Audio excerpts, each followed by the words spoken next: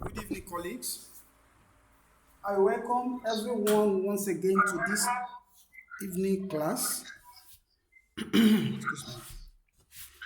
I hope our weekend is fine. Um, Today we are going to be looking at systematic literature review and how can we go about it.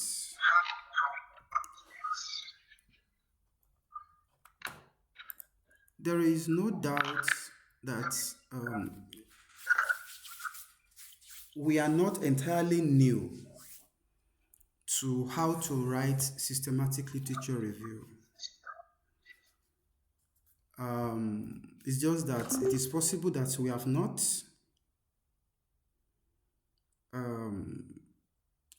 attempted it. Somebody say it's not clear, not very clear. Okay. Please, am I audible to everyone? Please respond. The mic is on. Yes, you are. All right. Thank you so much. All right. I welcome everyone once again. You are welcome to this evening class. How many of us have attempted systematic literature review in the past? And what were the challenges? Can we hear from one or two people? Excuse me. Has anyone attempted systematic literature review in the past? And what were the challenges? How interesting do you find it? Anyone that might want to share an experience with us? Yeah, good evening, Doc. Good Hi, evening. everybody. Good evening, sir. Thank you very much for the opportunity. I made an attempt on literature review. I was able to extract and then use the PRISMA to screen the articles. And then finally, I got 14 and then I worked on it. But my challenge is the quality assurance, using the tools to be able to eliminate biases and others. That was my challenge. Thank you. All right. Thank you so much. Um, any other person?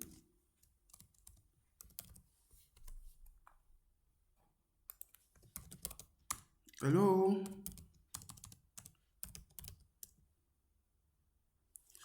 All right. Without wasting much time, it is good that we've seen somebody who had attempted it.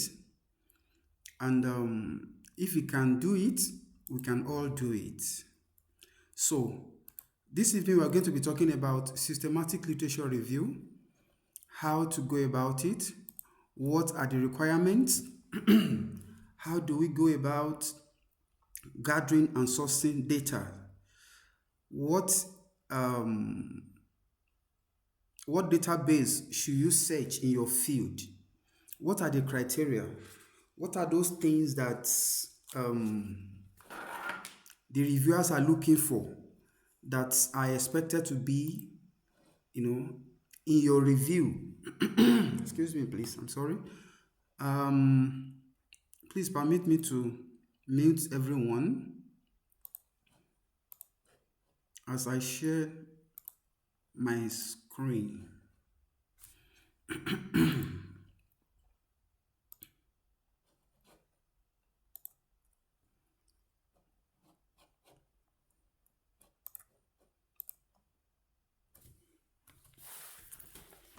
Okay.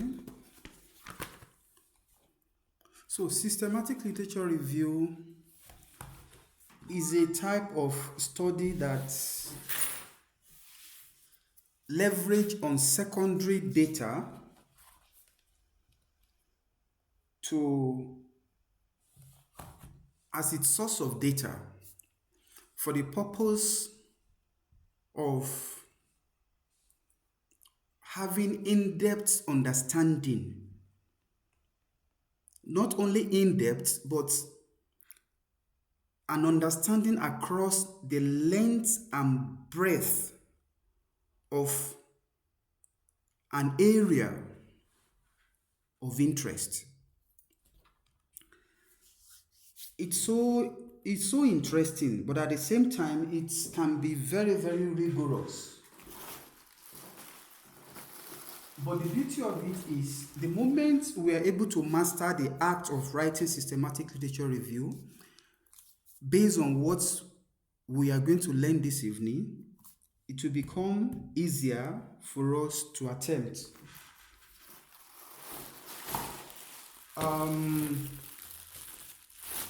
Before we proceed,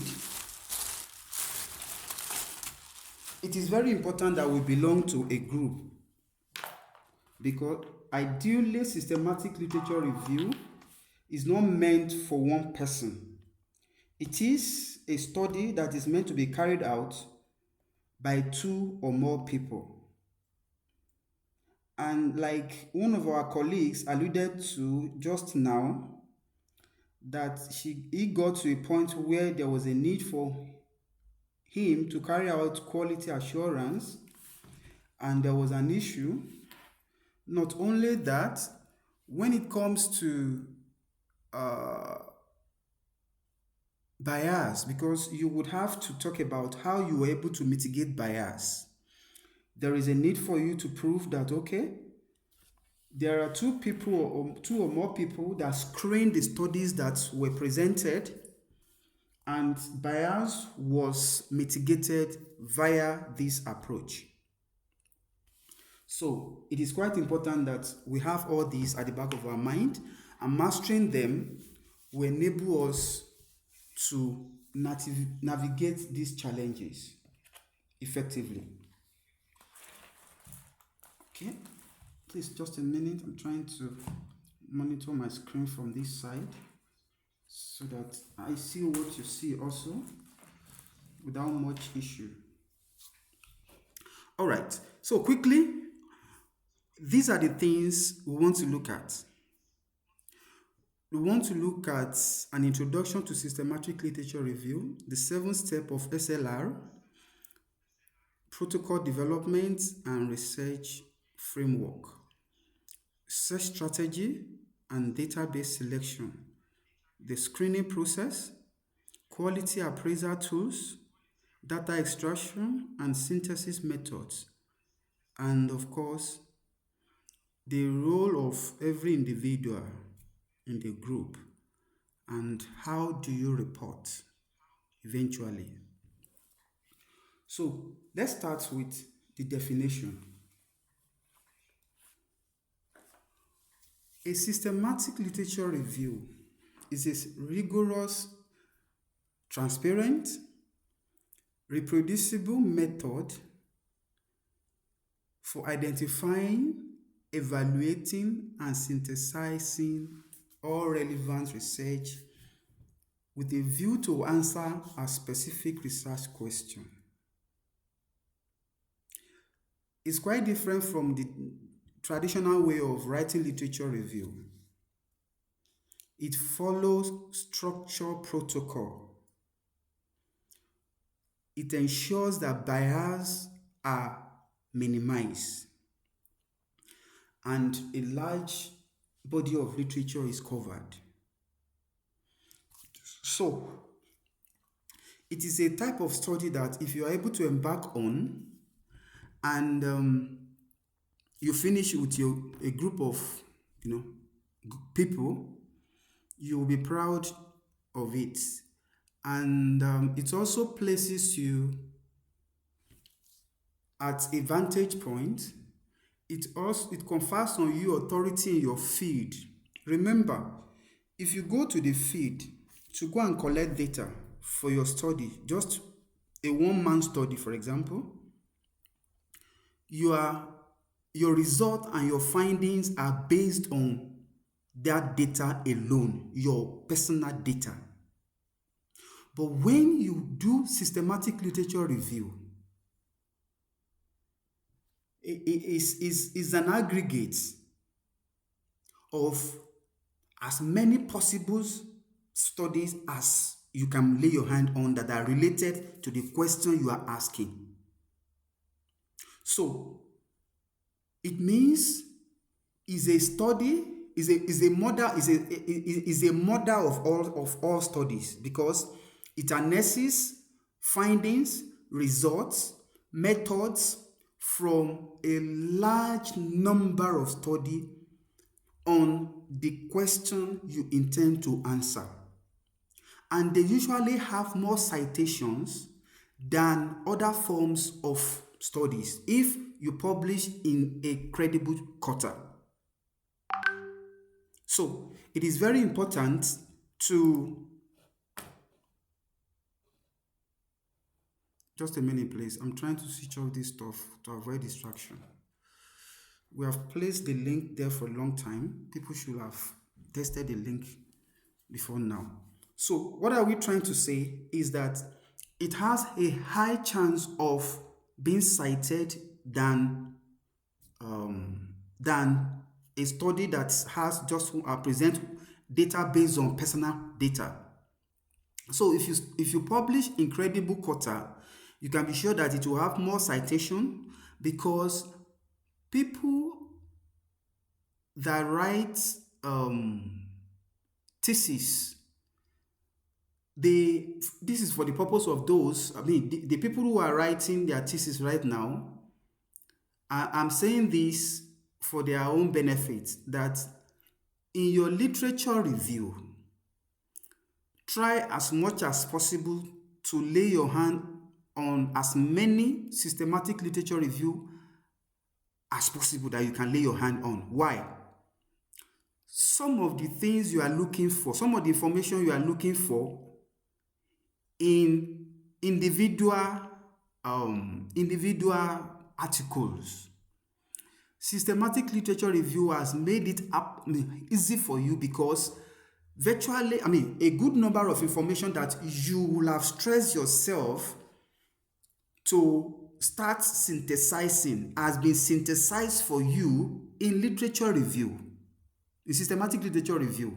So, for instance, the effort it will take you to review, let's say your literature review chapter is about 70 pages or 60 pages, and you need about approximately 150 articles to write it.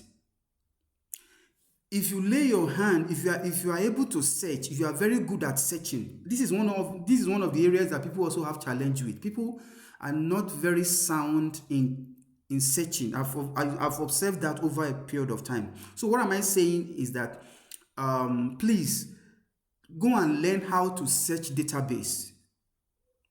Go and learn it. It's very important. So if you are able to lay your hand on systematic literature review, you will find out that the time it takes you to gather as much as 150 articles will be way less if you lay your hand on systematic literature review, because what 150 individual articles will do for you, the information they will provide for you, you can have that information within 50 systematic literature review.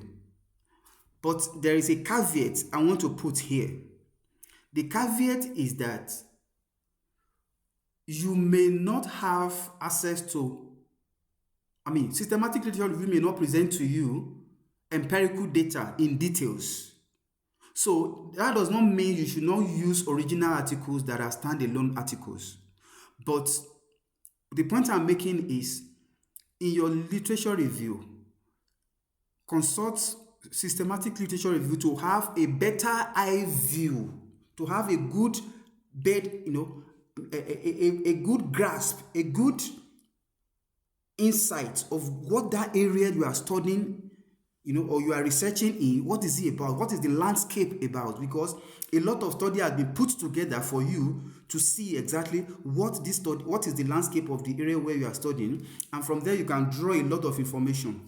But that does not mean you cannot use empirical study that are stand-alone articles, because when you write, it is expected also that you also show empirical evidence. So systematic literature review is evidence-based also, but I've just spoken to how you can get raw data and use it, to complement the information you are getting from systematic literature review. So what is the difference, or what are the differences between systematic literature review and traditional literature review? One, for the traditional review, the research question is broad and is flexible.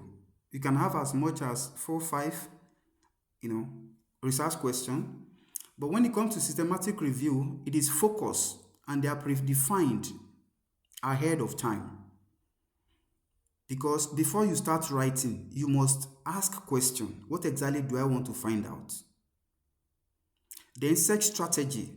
The search strategy in traditional review is limited, and it's flexible. It's flexible. You may, if you are writing a literature review in your thesis or in any article that does not require systematic literature review, you can search loosely. But when it comes to systematic literature review, you will have to document every step on the way. It has to be comprehensive. You have to tell what type of keyword did you use, what combinations of keyword did you use to search, what string did you use in case you are using string for advanced search. How do you go about it? You have to document everything. Nobody asks such question when you are doing just traditional review. The study selection, when it comes to traditional review, meaning that the articles you select, you can choose to select what you want as long as it suits your purpose. But when it comes to systematic review, you have to be objective. You have to define it earlier on, at the inter alia. You have to define it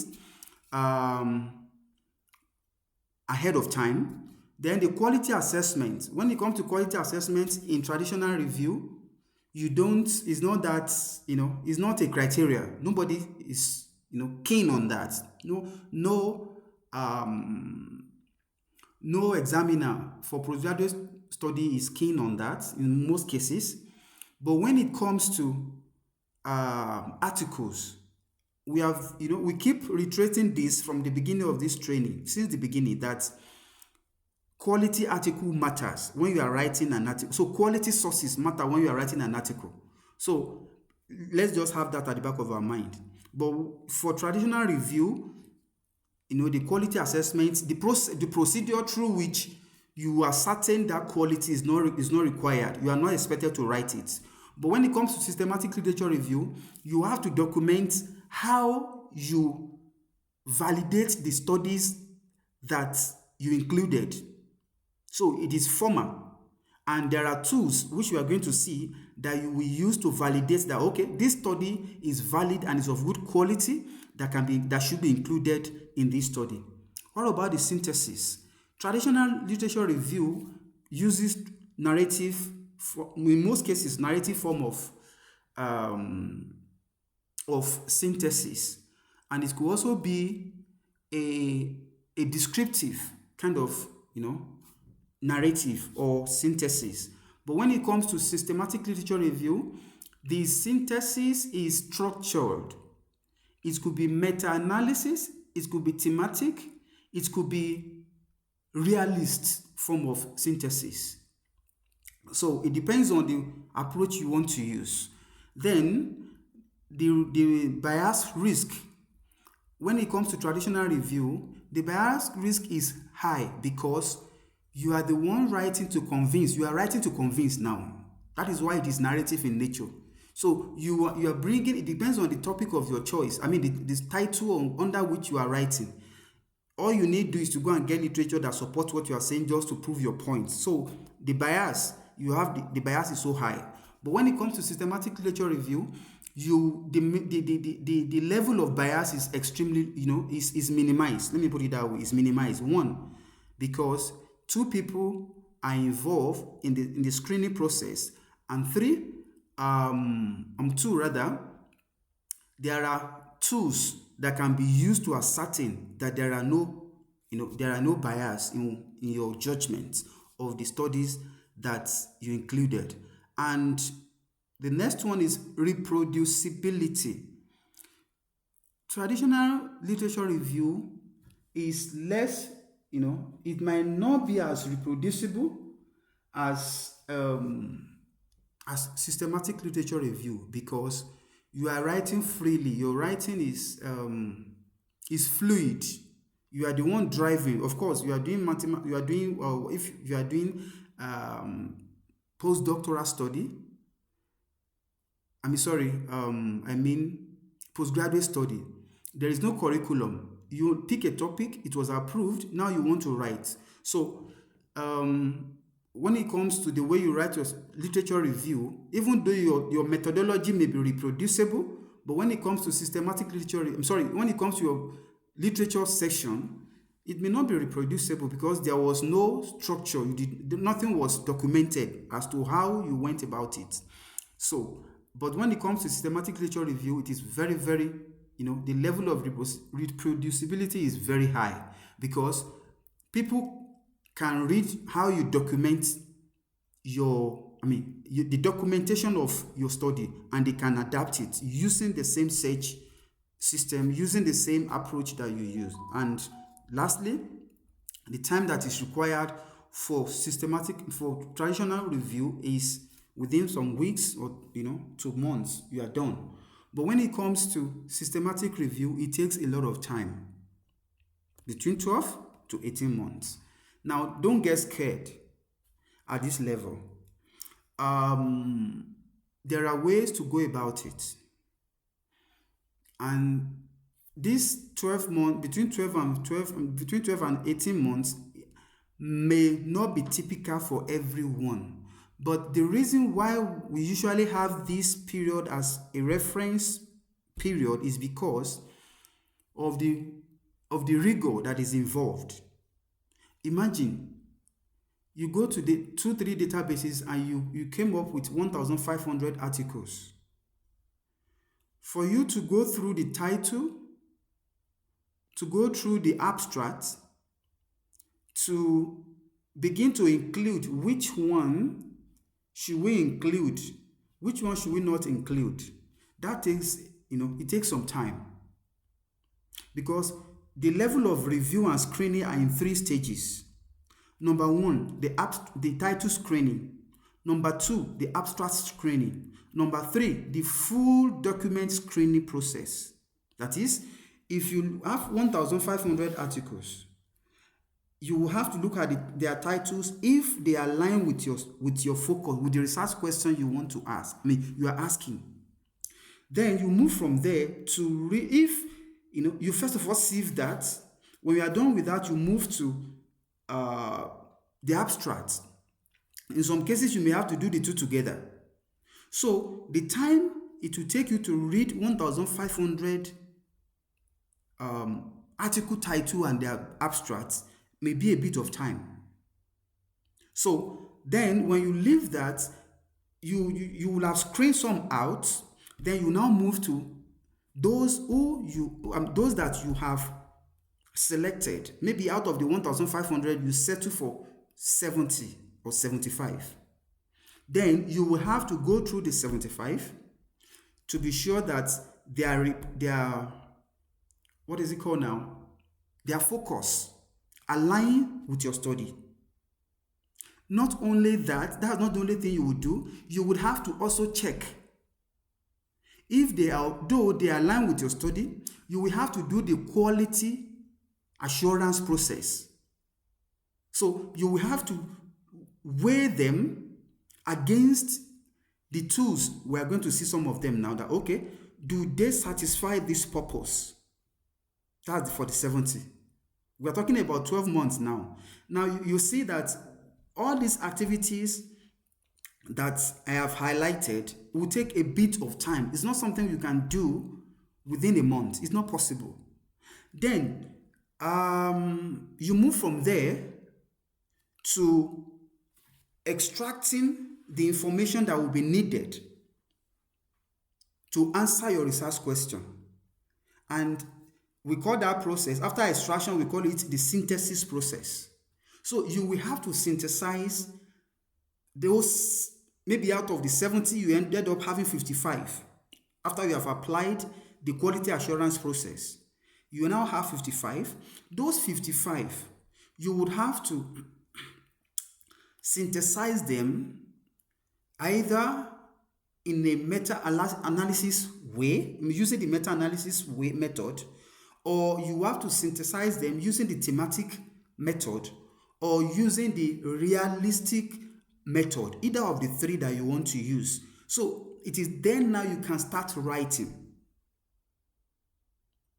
So you can see that this will take a bit of time. It's not something one can do, within a twinkle of an eye, but it is still doable. And that is why we have what is called the group that, we have categorized people into in these cohorts, because this responsibility will be shared among people. But even at that, there is a sequence to it that you will have to follow. So no matter what, even if you are many, you cannot jump this sequence. You cannot start searching without defining the protocol. You cannot start screening without the protocol in place. So it's in sequence, and we're going to see that in a moment. All right. For you to start writing systematic literature review, these 7 steps must be observed. These 7 steps should be observed. Number 1, there must be protocol development, and the registration of the protocol is very important. We are going to see shortly what the protocol is.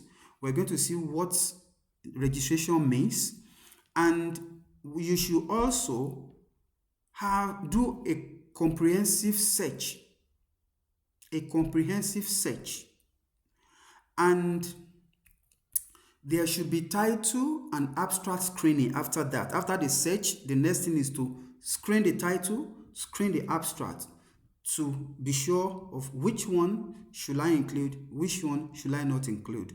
When you are done with that, as I've said earlier, you move to full text review, meaning now that you are down to 55 articles, you will have to read those articles not only at the level of title and abstracts. You would have to find out if the study meets the criteria. If it meets the benchmark for the screening, the quality assurance. You would have to ascertain if the study, because some of the things that these tools that you use, that can be used or that are often used to ascertain the quality of an article, one of the things or some of the things they look at is, 1, does the study was the study research question answered in the results session? That is there a link between the research question and the result or the findings? 2, if it is a study on meta-analysis, you want to know the confidence interval, the heterogeneity, and the homogeneity of those studies. For example, if you want to find out something on patients, for example, who have certain condition, and you bring those studies, you have browsed, you have screened, and now you have those studies, you have the 55 or you have the 75. You now want to find out, when you are reading the full text, that okay, these studies of a truth, they align with the focus of this study. But are they quality enough? So you want to have a better understanding of what those studies are about ahead of time, because you are still going to do the quality assurance of it. So you read, once you read, in the process of reading, you read the abstract, you have done that, you look at the research question, you look at the methodology that was adopted, you also take a look at the result that was found out. So when you are done, you can now apply the quality assurance tools to say, okay, this study meets this criteria, this study meets this criteria. And in some of the tools use they use yes or no or not sure. Some of the tools you would have to score them using numbers, as you have it in form of Likert scale. So say, okay, research question. Was the research question answered adequately in the findings? If yes, you give it a mark and all that. Eventually, you had the aggregate. So that is basically about the need for you to read the full text. Is for you to get familiar and get to know more details about the study. Then the hand searching and gray literature. Sometimes you may have to do hand searching. What do I mean by hand searching? Sometimes when you download a study or some studies that are related to your focus, you can go and check their what is it called now? You can check their references. And if you check their references, that is like a snowball of a thing now. You can, have access to more studies that are related that you were unable to crawl earlier on. You are unable to get using your keyword. You have to report that also, that in addition to the studies that were crawled from different databases, we also proceeded into hand searching or snowballing method of discovering additional studies that are related. Then gray literature. If you are using gray literatures are literatures that are not peer reviewed. Gray literatures are literatures that are not peer reviewed. They could be government gazettes, they could be policy text, they could be anything. So you will have to report if you make use of any of such documents. Then that's another step. Another step is data extraction and quality assessment. When you have come up with full text review and you have also done the hand searching or the gray literature search, you will have to extract data. Now, this is where the major issue lies. How do you extract data? And this is one of the areas where people spend most time. Because when you are doing systematic literature review, you will have to extract some information that are very necessary.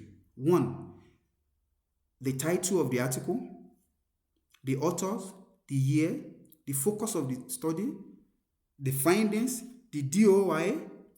The findings now, the major findings now, the DOI, and all, and some other information that are necessary for your synthesis at the end of the day. So now, data extraction and quality assessment. Ensure that you carry out quality assessment before you start extracting data.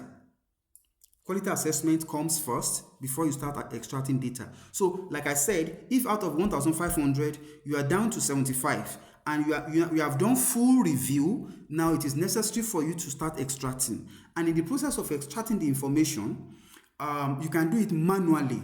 This is one of the reasons it takes a lot of time. So you may have to do it manually by using the type of, let me see now. Let me see, can I get this? Part of when we're doing gap, as in identification of gap, I shared some files with those that are very, very good for systematic literature review.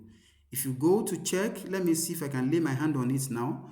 If you check them, you will find out that they have basically all the information that you need to write a systematic literature review.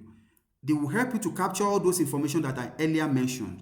I'm trying to see if I can lay my hand on it in a moment. Where are you?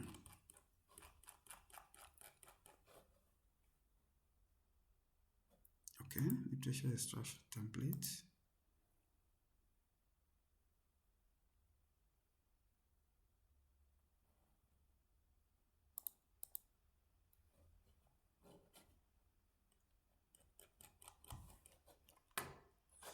Just a moment, please. I'm trying to.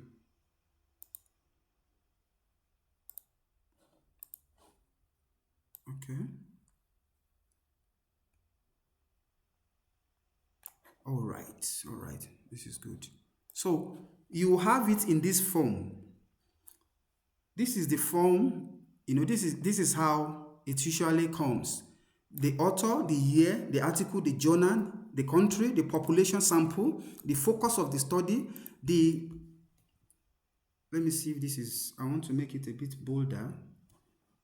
So when you are extracting, you should have a spreadsheet like this that will enable you to extract the author. Of course, you can ignore the discipline for now.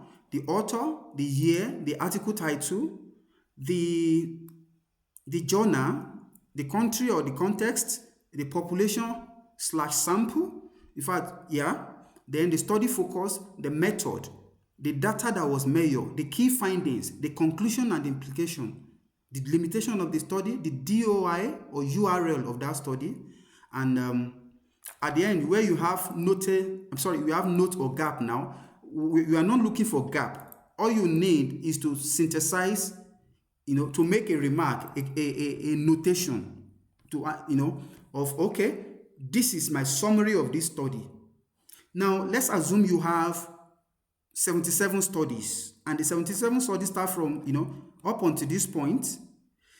Definitely remember that you have already shortlisted those studies, or 55 rather. You have reduced it to 55 now.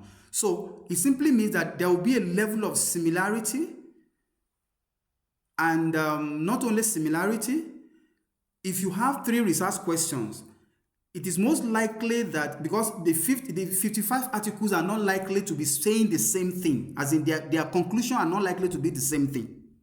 They are not likely to be the same thing. So from the results that you are, from their findings, you will be able, where is the finding section now?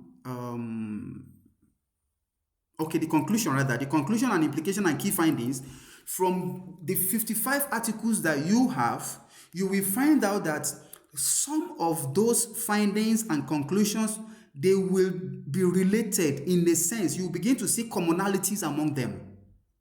Why? Because you have already done the streamlining at the earlier on. So you will begin to see patterns, commonalities emerging. They will be emerging because by the time you get to when you look at the key findings and conclusion, you go to the extreme where you have notes. You summarize what that individual found. You move to the next one, you do the same. You move to the next one, you do the same. You move to the next one, you do the same. So at the end of the day, you will find out that you will see themes will begin to emerge.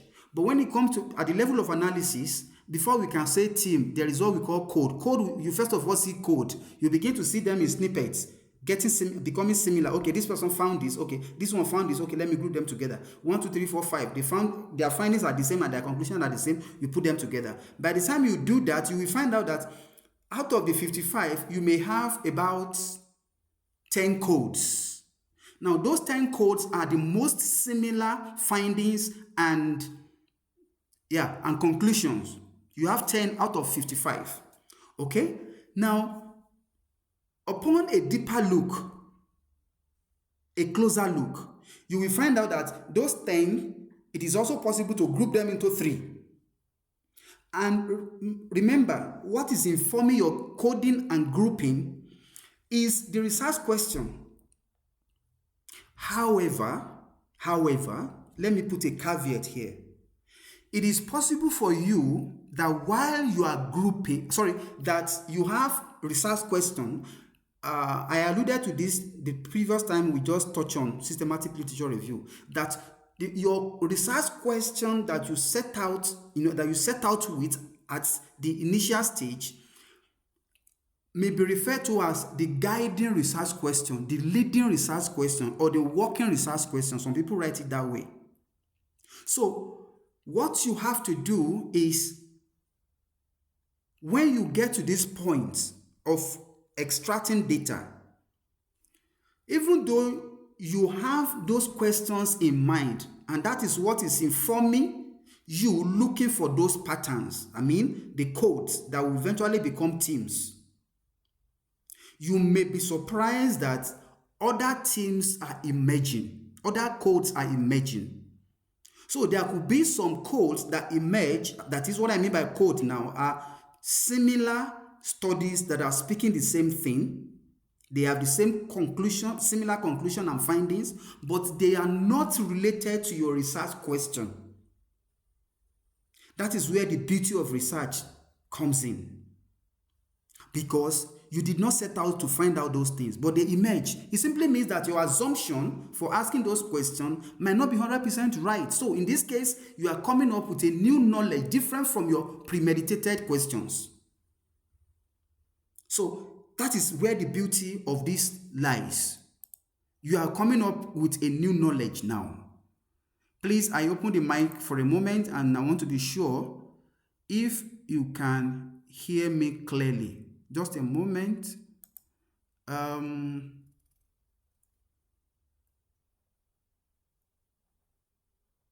Just one moment, please. Where is it? Okay. Allow mic. Please confirm if you can hear me, if you can see my screen, and if the explanation is clear up to this point. If there is any question, please let us know. Clearly, all right, thank you so much. Clearly, sir. Thank you so much, sir. So, all right, thank you. Now, we are proceeding. So, okay, so we were talking about that particular section where and how you can, begin to extract information from the studies that you have shortlisted, if I can use that word. In systematic literature review, it's called included studies. Now, this process, if you do it manually, takes a lot of time. It takes a lot of time to do. But there are tools that have been, there are tools that have been developed by companies, and some of these companies, their tools do not come cheap. Their tools do not come cheap. Just a minute. I'm trying to open some of them so that we can see. Those tools enable you to do something. They enable you to automate this process. And the one thing is that some are free, okay, while some are not free. But the point is their level of sophistication is what determines whether it's going to be free or it's not going to be free. Okay, let me just share one with us now. I'll share this screen for you to see. Can you see this screen? This screen it reads Covidence. And here is it. If you look at the price, it's $339 per year, 907 year, and of course, in most cases, it's organizations that use them. So they are very costly. Rian pricing, let's look at Rian. This is another one. It's called Rian. Okay, you have the Zero, which is the free. 3 active reviewers can use it. And how do they work? So also we have the annual and the quarterly and all the rest of them. So you can subscribe to any of these. What they will enable you to do is to make this process of extraction easy. And how do they work? They work in this way. Let me quickly look at, let me share something with us. Currently now, in Researchwithme Academic Consulting, we have also built our own systematic literature reviews, systematic literature review platform where the extraction process is also made easy. But the fact remains that we have not launched it for now. The reason being that it comes with a cost. If you are to make use of it, it will cost us a lot of money. But the fact remains that uh, over a period of time, we are going to launch it properly. By then, we'll have known exactly, or we'll have made things explicit. So what am I trying to say? Those websites I just showed you, this is how they operate. You will start with the project title. You will ask your research question. And when you ask research question, you are going to, there is a framework that is called either PICO or SPIDER. We are going to look at it in the course of this training, PICO or SPIDER. The population that you want to, is part of the protocol. I don't want to jump ahead of time. What actually brought me to this place is how to extract the data. That's exactly what we are trying to look at. That is, by the time you put in some information, instead of you making use of that spreadsheet and doing it manually, which makes it to take as much as that 12 months, 18 months, you can compress time by doing this. It is so beautiful that you can compress time. You put every information that is needed. The system will be the one, the system will be the one, the platform to extract to help you extract those information and package it in a way that is so nice, and eventually you can see your synthesis in a way, you can see those conclusion of the studies, every information that you want to extract, as we have seen in that Excel, everything will be extracted, and you can now start your writing. It's quite, very, very interesting when you make use of such. And with that, you may not end up spending 12 months, and you can do that within a couple of months, and you are fine and good to go. So that is that about the extraction of your data. If you are extracting your data, it takes time, and of course, it's that is where the bulk of the job lies. Then synthesis, you will have to synthesize. That's about the writing. That's what it's all about. Synthesis is about the writing and compiling what you have found out. Let's quickly look at something. The protocol development is the first step that you will have to undertake. The protocol development. And what is a protocol? A protocol is a detailed plan that is developed before you start the review at all. And what are those things that are required? What are you expected to do at this point? What are those things? What are the components of the protocol? Number one is the background and the rationale. If you are in environmental science, for example, you want to find out maybe the what is it called now? The impact of erosion on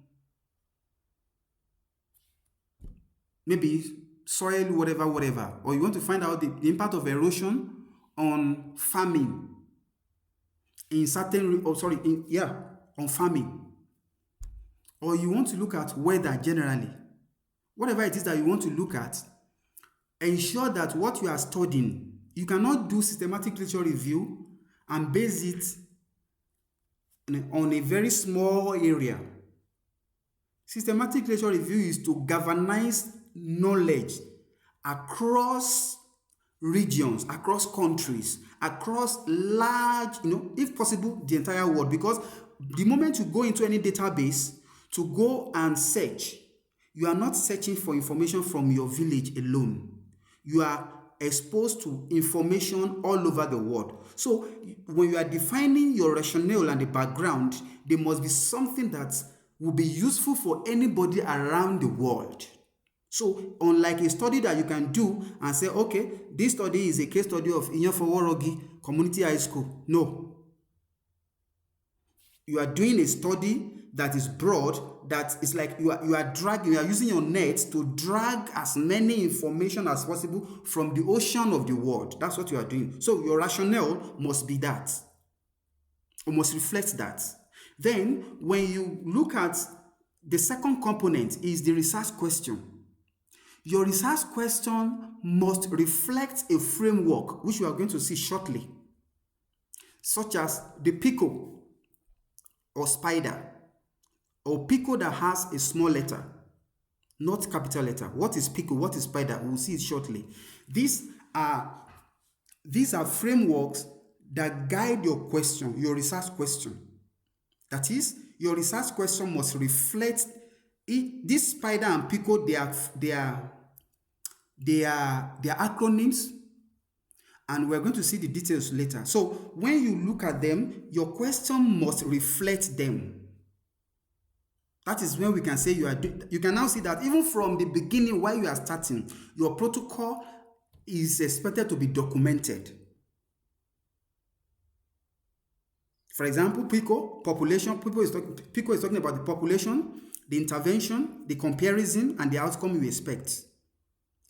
So now it was found out, the systematic literature review originated from the health or medical sciences. They were the major originator of it. It was meant for them. But now other fields need to adapt. They have to use that framework. So what happens? They now realize that PICO is not every study that have intervention. The interest might be to find out the phenomenon. So, as we see in SPIDER, so that is why the idea of SPIDER came in for people in social sciences, for people in social sciences, in arts, in humanities, psychology. Of course, psychology is in humanities. Some places in social study, in social sciences, and all that. So that is an alternative for those who are not carrying out intervention studies. All right, and of course, you will have to look at your targets.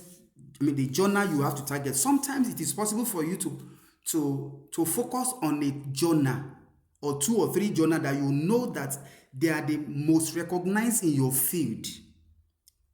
So you may not necessarily use database such as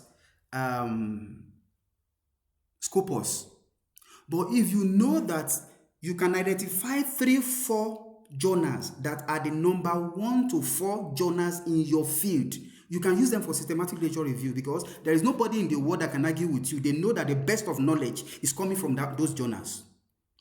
So nobody will argue with you. I've seen systematic literature review being carried out on 2 journals. Now, if you don't want to go for journal, you can go for database to have a catch or to have a widespread of search so that you can come up with something tangible. But in that case, be ready for a large amount of information, a large number of articles. Then date range. When you carry out systematic literature review, it is not even advisable, it is one of the rules that you need to have a catchment kind of period, meaning is your information, the knowledge you want to synthesize, are they from year 2000 to year 2025 or year 2015 to year 2020? There must be a date range. Another thing that is required in protocol development is inclusion and exclusion criteria. If you are carrying out a study on people of maybe let me put it this way, a group of people, if I can use that word, a specific population. Let's say it's okay for those who are in who are in business and management.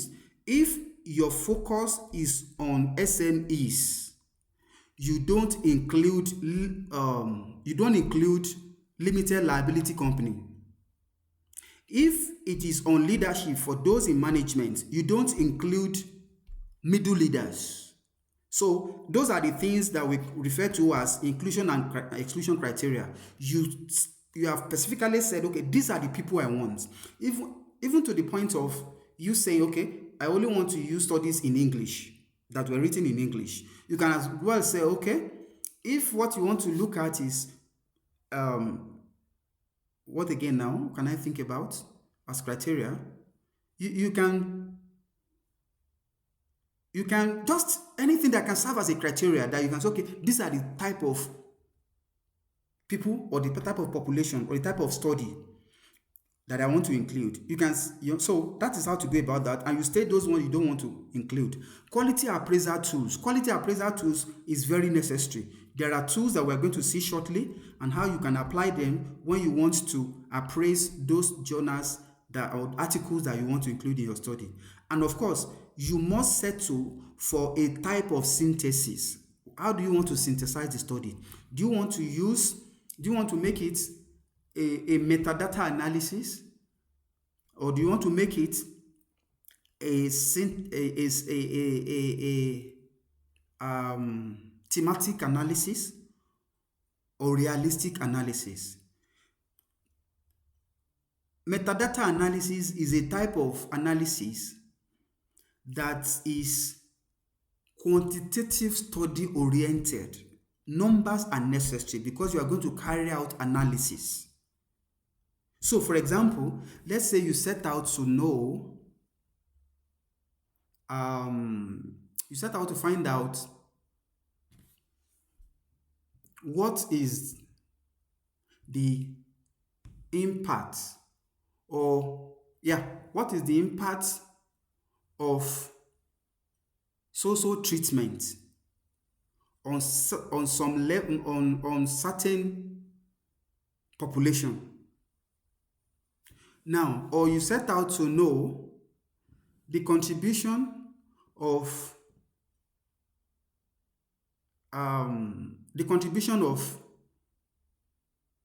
credit facility, or the impact of credit facility on small scale industry. Okay, it simply means that when you want to do metadata analysis, the study you must gather must be studies that are quantitative study where you can have figures. And those figures, those studies must be similar in nature. Homogeneity. They must be similar in nature. Their findings should be similar. Their research questions, their focus, they can put it that way, must be similar. Because you want to bring out their findings, their data, the data they analyze, their results. You want to bring it out and synthesize them as a single study result. Remember, you have 55 studies. Those 55 studies, their research focus must be the same. Meaning that they are likely to have similar results and conclusion. So your aim now is to get an average of what those studies concluded. Meaning that you are drawing conclusion from 55 studies for a single study. That's metadata analysis. Okay, so now you can see that one of the reasons why systematic literature review is very, very weighty, because you are doing is a model of many studies and findings. Now, when you move from there and you want to talk about the thematic analysis, if that is the type of synthesis you want to do, I'm explaining some of the things that we have down the road in this presentation, but by then we may not spend much time on it. By the time you get there, the thematic analysis enables you to group studies based on themes, as I have explained when I was doing the spreadsheet explanation. That is thematic analysis. If you want to do the realistic analysis, it simply means that you are doing a study, you are doing a synthesis. Synthesis now is like the results session or the discussion session of your study in systematic literature review. It is now, it involves trying to synthesize different studies that have different varying results, not similar results this time around, varying results, where the question you ask, for example, those in engineering, if the question you set out if your question is from the onset is that certain materials react in a particular way if you apply heat to certain materials, this is how you want to find out how they behave, under which condition. So you want to see how different treatments bring about different results. So you are being realistic. You are not, you just want to see what happened under what condition or under which context. That is what realist kind of synthesis, that's where it applies. So the same thing also go for different fields. Then, of course, we look at team role and timeline and all that. So that's no problem. When you say team role simply means what is the role of individual. From the chapter that I gave us, the pod that I sent to us, you will understand that team members are grouped. So you have a group of your own. So, you have your own responsibility. The time and the milestone, it is cadence. It's otherwise called the cadence, meaning that within how often do we meet? Then, why protocol matters. Why do you have to develop a protocol in research? We are still talking about step 1. It is to reduce bias, is to ensure transparency, is to guide decision, and is to help decision making, and enable reproducibility. So let's quickly look at some of the things we talked about, just now. Still under development of protocol. That is where we are. Let me open the mic in case there is a question or there is any reaction from your end in a moment. Any reaction, any question so far? Any reaction, any question? Are we there?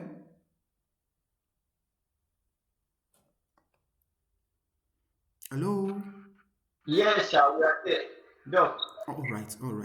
Thank you. So let's continue. But before we continue, maybe I should just flash a systematic review so that we can have an idea of, or we can have a look at what we are talking about, so that it will not look so abstract entirely. Let's look at one. All right. Now, here is a systematic literature review, so that when we keep talking, we'll be able to have it at the back of our mind that these are the things I'm talking about. I'm scrolling down. This is the introduction part of this study, and the research question that we set out initially was this. There are 5 in number, and of course the materials and method. In some places you can have it as methodology. It all depends. This is where the work begins. You would have to, of course, the research questions should be set out. That we have explained that earlier. And the research, where you have research or methodology or methods, whatever name the journal prefer to call it, the first thing to start with is you must acknowledge, it is very important, it is compulsory that you must acknowledge and identify that you are using PRISMA. We're going to look at what PRISMA, is all about. So the PRISMA is the protocol, PRISMA is the framework. So it is important to indicate right from the first paragraph that you are using PRISMA. And then the search strategy. At this point, you will have to explain the type of strategy you use. You can see the time the search started and the period during which that search was carried out, it was reported. The databases that were searched were also, indicated. All right. Then it also involves, article published in English, as you can see, as part of what I said earlier. Then the period that the study is covering is 2011 to 2024. That's about 15 years. And the search strategy, what are the things that were used? What are the keywords that were used in searching? These are the keywords. The strategy employed in the employ the following keyword, which are this. And this is just a description of the keyword that were used. If you make use of string, sometimes people will come up and say, okay, we use this keyword separately, and we also use string. String is an advanced way of combining keyword to search. All right. Then the inclusion criteria, you can see they are all explained here. This is a typical example of what a systematic literature review study look like. So I just want to also have a look of how it looks like, so that when we are explaining those things, they will not look so abstract. Then we have the inclusion criteria explained. We have the exclusion criteria explained. We move to the study selection and screening process to say that we carry out literature review research, following the PRISMA guideline on Scopus, on ERIC, on Taylor and Francis, on SAGE, online, and they resulted into 111. That is after the screening. And of course, duplicates were removed. These are the number of duplicates, because it is possible for you to search two, three databases, and you see that the same article or some articles reflect in those databases. You will have to remove the duplicates. You only need one. So, and you also have to report, eventually, this is how to report those, your search. For example, you have this, the total number of studies that we crawl was 555, 261 from Scopus, Taylor and Francis 158, Sage 111, Eric 25. So you will have to report, this is how it's broken down. The identification stage, that is for the identification stage. And right there, you will have to talk about, if you get study from another sources. You saw the other time I talked about great literature or reference from other sources. So, and then references that were removed because of duplication, they were reported. And the screening, these are the screen study. Out of the 520, out of when 33 was removed from 555, it gave us 522. And we still went further to review further for the deep screening now, that is the full, before we started the full screening. And we have 471 removed. And the study that, that were remaining out of 522 after 471 has been removed was 51. Okay, then we move to how many studies were assessed for eligibility. Then we have 51. And how did you exclude those that were excluded? They are all explained in this box. They are all explained in this box. So study that did not, study that were excluded were 23. One was because of wrong outcome. 2, wrong population. 3, wrong English language. Not English language. Number 4, no access to full article. 5, not empirical or theoretical. Number 6, not focused. So you tell the reason why you excluded them at this level. And at the end of the day, we have 28 studies remaining. And these are the 28 studies that were fully analyzed and included in the study. That is the PRISMA diagram. So the flow diagram. So this is an explanation of that. And we move from there to quality assessment protocol, as you can see here. So this is where you have to talk about the assessment tool, the quality assessment tool that you used. In this case now, we use Amstrad, you use MMAT. We're going to look at that in this program, this evening as we continue in this place. So I just want to give us a view, just a snapshot of what we are talking about, how they are all knitted together in systematic literature review. Then you move from when you have reported on how the quality assessment protocol that you used, the tool you used, and how you are able to apply them. Then you move from there to data analysis. You can see now narrative synthesis and thematic analysis were combined to write this section. So, okay, then the descriptive analysis of the studies that were included. This is the descriptive, as you have it in qualitative study. This is just a description in percentages of the study. And of course, here is a table that presented everything from the author to the focus of the study to the study design, sample, data collection, region, quality rating, and quality appraisal notes. You can see that the quality rating can be medium, it can be high, it can be low, and the appraisal rating, as you saw in the Excel the other time, if you use that tool I show you on our platform also, there is also a place for quality appraisal notes. So you see, these are the studies, and of course, this is a percentage distribution of the studies that were included, and we move from there to discuss it. And of course, this is further graphical representation of the study, a kind of a bird eye view, the type of study design that were involved out of that 28, the regions that were covered, the coverage of the region, the publication years of those studies, and the studies rating in terms of quality assurance. Quality assurance, high, low, medium. And it is not compulsory that you have this, but it makes your work more credible and more appealing, and of course more credible, more appealing, and it shines. Statistical representation, how many qualitative study, quantitative study, mixed method, review and experimental studies, and all that. And now we move to the findings section. This is where we talk, when I was talking about how you synthesize your study, this is where how you synthesize comes in. This was synthesized using the narrative and the thematic way of thematic way of writing, of synthesis. So you can see now that what we did was to make sure that, I keep saying this in a previous class, that it is always good that when you want to start your finding session or report or your results session, bring to mind the question that you want to report about. So we practically brought the research question 1 here to say that the research question 1 is this, and the next team respond to that research question. For example, the research question 1 says, what are the core attributes of emotional intelligence that contribute to effective school leadership?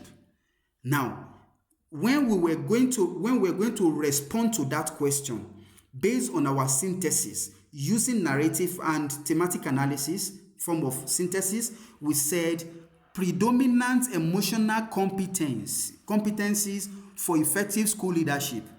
Now you can see that expression speaks back to the research question, and everything that were reported under it, they all respond and answer that research question with evidence from the literature. So that's how it goes, and on and on and on and on and on. So colleagues, this is just a view, this is just to give you a view of how this type of writing flow. Let's go back to our research, to our presentation, and with this I want to believe that whatever we say from now on will be reasonable to you and you can make sense of it, so that it won't be as if we are just speaking into abstract or in abstract. So I need to mute this, there are some noise coming from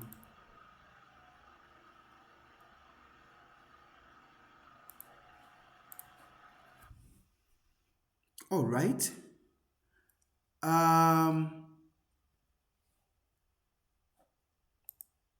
I'm back to the screen where we have our slide. So when we talk about, remember what brought us to this point is we are talking about protocol. Remember this slide? And now we talk about PICO here. That is, when you want to frame your research question, there are some frameworks that are expected to inform how you frame your research question. So one of it is PICO, another is SPIDER. We're going to look at it, how it relates to your study, or how you can adapt it to your study, and how you can adapt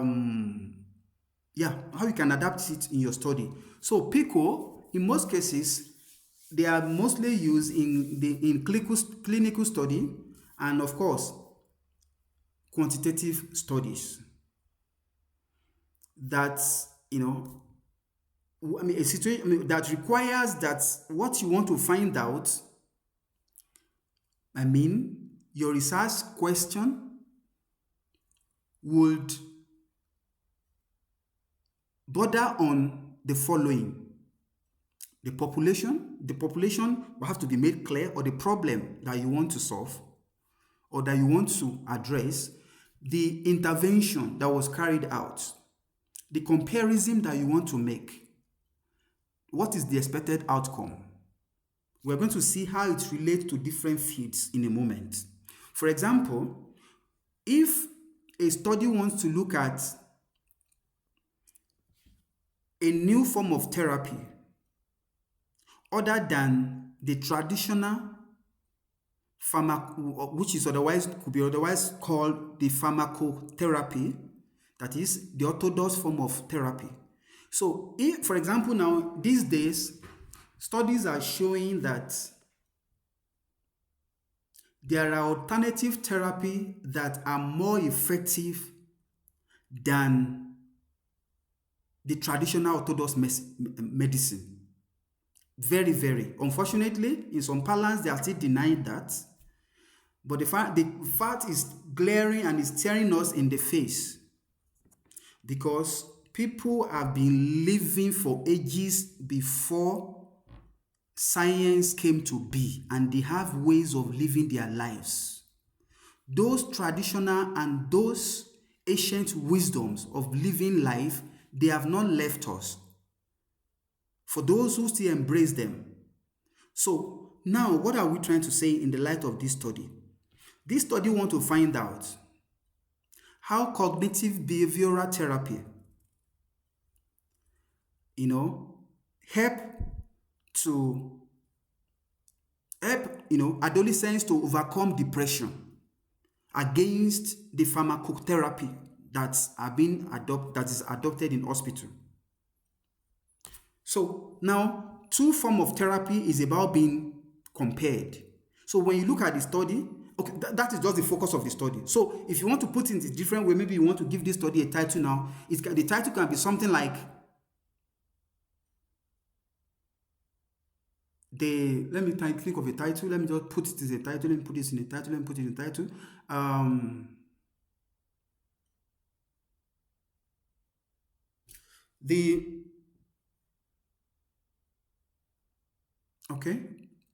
Cognitive therapy.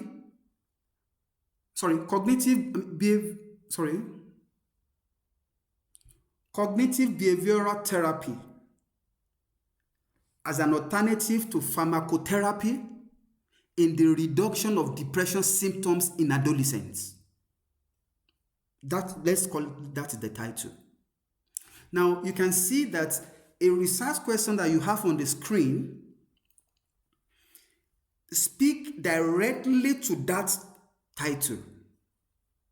So now, at the level of question, can we fish out every element of PICO in that research question? And what is the research question? What is the effectiveness of cognitive behavioral therapy versus pharmacotherapy for reducing depression symptoms? That is the research question to that topic. Now, in this research question, we can see the population. What is the population? The adolescents. What is the intervention? Cognitive behavioral therapy. What is the comparison? We want to see how it helps. What is the comparison rather? The comparison is pharmacotherapy. You are comparing cognitive behavioral therapy to pharmacotherapy.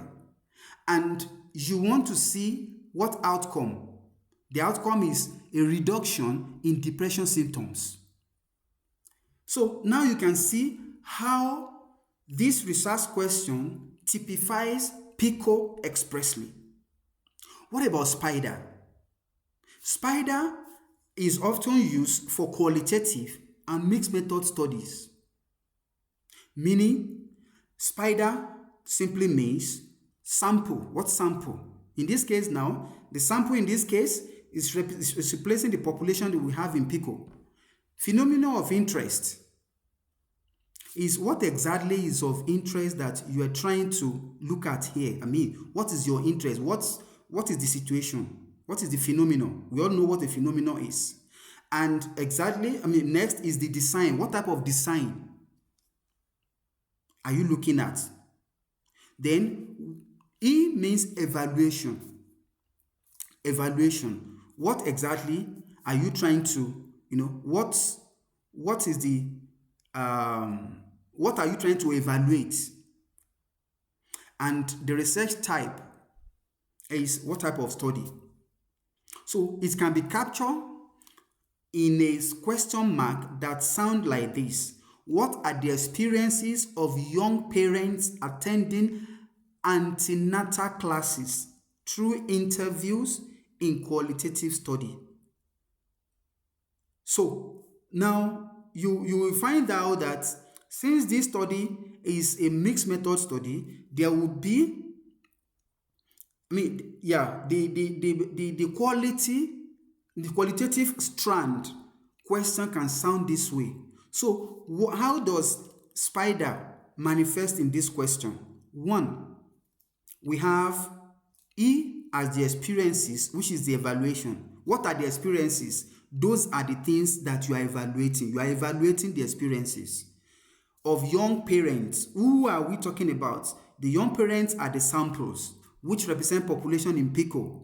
Then, attending antenatal classes. That is the phenomenon of interest. That is the attendance of antenatal classes.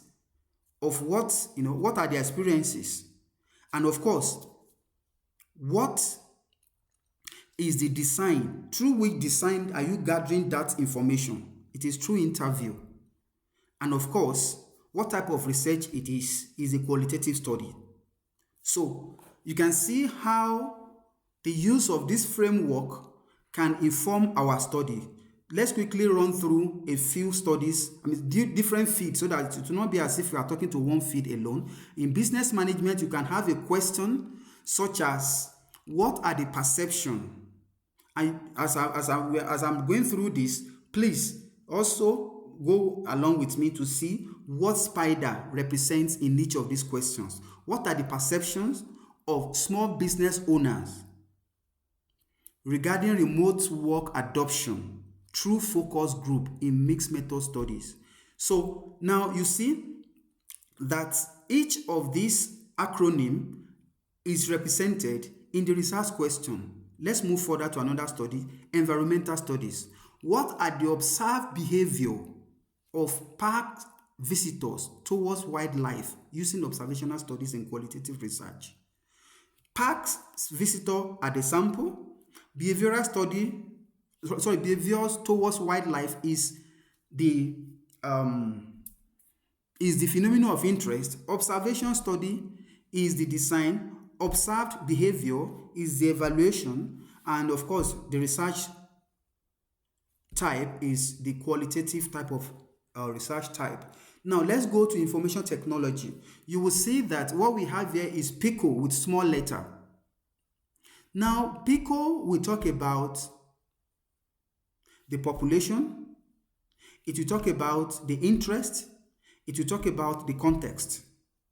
So if a study want to find out what are the experiences of software developers who are working remotely, I beg your pardon, you will find out that a question such as, what are the experiences of software developer working remotely? It captures the interest, which is the experience. It also captures the population, which is software developer, and as well as the context, remotely rather. So these are the ways this framework fits into our question. What are we still talking about? We are still developing the protocol. And in the development of the protocol, you see how our question must resonate with certain framework, either SPIDER or PICO with capital letter or PICO with small letter. Engineering, the same thing goes for it. What are the challenges? The interest is the challenges now. Faced by civil engineers. Civil engineers are the population. In sustainable building projects. Sustainable building projects is the context we are looking at. What about agric? What are the attitude, that is the interest, which is the interest of small-scale farmers towards organic farming practices? Can you see how small PICO with small O, fits in? Psychology, economics, those in economics, what are the perceived barriers? You see, using SPIDER this time around for small business owners, the sample now, in assessing microloans. Assessing microloan is the phenomenon of interest. Using focus group, which is the design, in qualitative research, which is, the research type. So it goes on and on and on and on and on and on like that. In nursing, for example, we can have things like, how do pediatric nurse, which is the population, perceive the use of family center care model.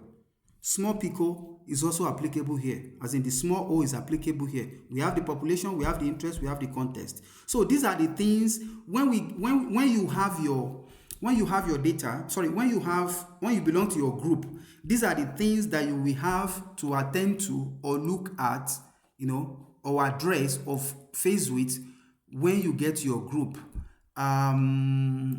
So when you are doing that, it will not be much of a problem because you already know what they all mean. The next one is the protocol registration. You will have to register the protocol. Remember, what we are talking about all along is protocol development up until research question. Protocol development, that's what we have just talked about. Now we are moving to protocol development. Protocol development simply means you will have to register this protocol that you have developed. So now what do? You go to some websites such as PROSPERO. PROSPERO is one of it, and the website through which you can access this is what you have below, which is crd.york.ac.uk, PROSPERO. Let me show the website to us. PROSPERO. We have not only PROSPERO, we have others also. Just a minute. PROSPERO. So we can always check that. I don't want to waste much time on that. I think I opened it this evening for us to have a look, but time may not permit us to do that for now. But just take note of this. We are going to share this link with you so that you can go ahead and register if you want to register a study. So it's for the purpose of why do you have to register it? Is for transparency, because in the process of review of your data, of your article, many journals will request that we want to see your protocol. So you will give them access. There is a way you register on those websites that it will still not be public until your article is published. So you can tell them that, okay, this is our protocol. So you give them you submit the link with your manuscript. The reason is to to ensure transparency, to reduce duplication, to minimize bias, and to increase credibility. And you can make use of PROSPERO for this purpose. It's an international database for systematic review in various fields such as health, social care, education, welfare, and the rest of them. So, and alternative is the concrete database. You can also make use of that to register, and we also have other ones. This is PROSPERO website. This is how it looks like. So when you go to PROSPERO, when you use the link we just shared with you, that we're going to share with you rather, you will be greeted with this form. When you click on register, then fill in the form as appropriate. And if you move from there, these are the information that you will be expected to supply. It's just the normal way of filling forms, supply the information that are necessary. Now we are done with step 1. You can see it's a whole lot.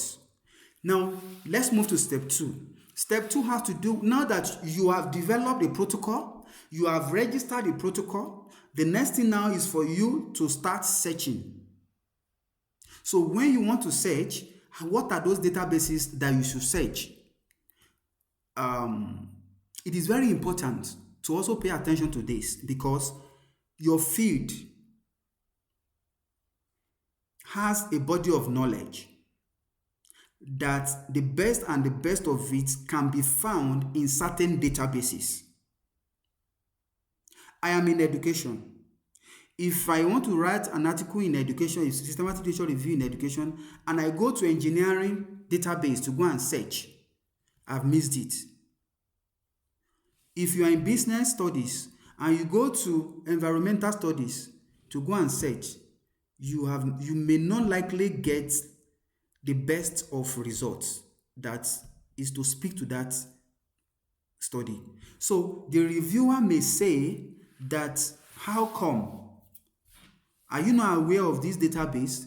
You are in engineering. You are searching for data on PubMed. There are two different things, or Medline, or Cochrane Library. They don't align. So you cannot get the best, even though you can get interdisciplinary articles, but the best of your best is to search databases that are the best and are known for, for crawling article that represents the corpus body of knowledge in your field.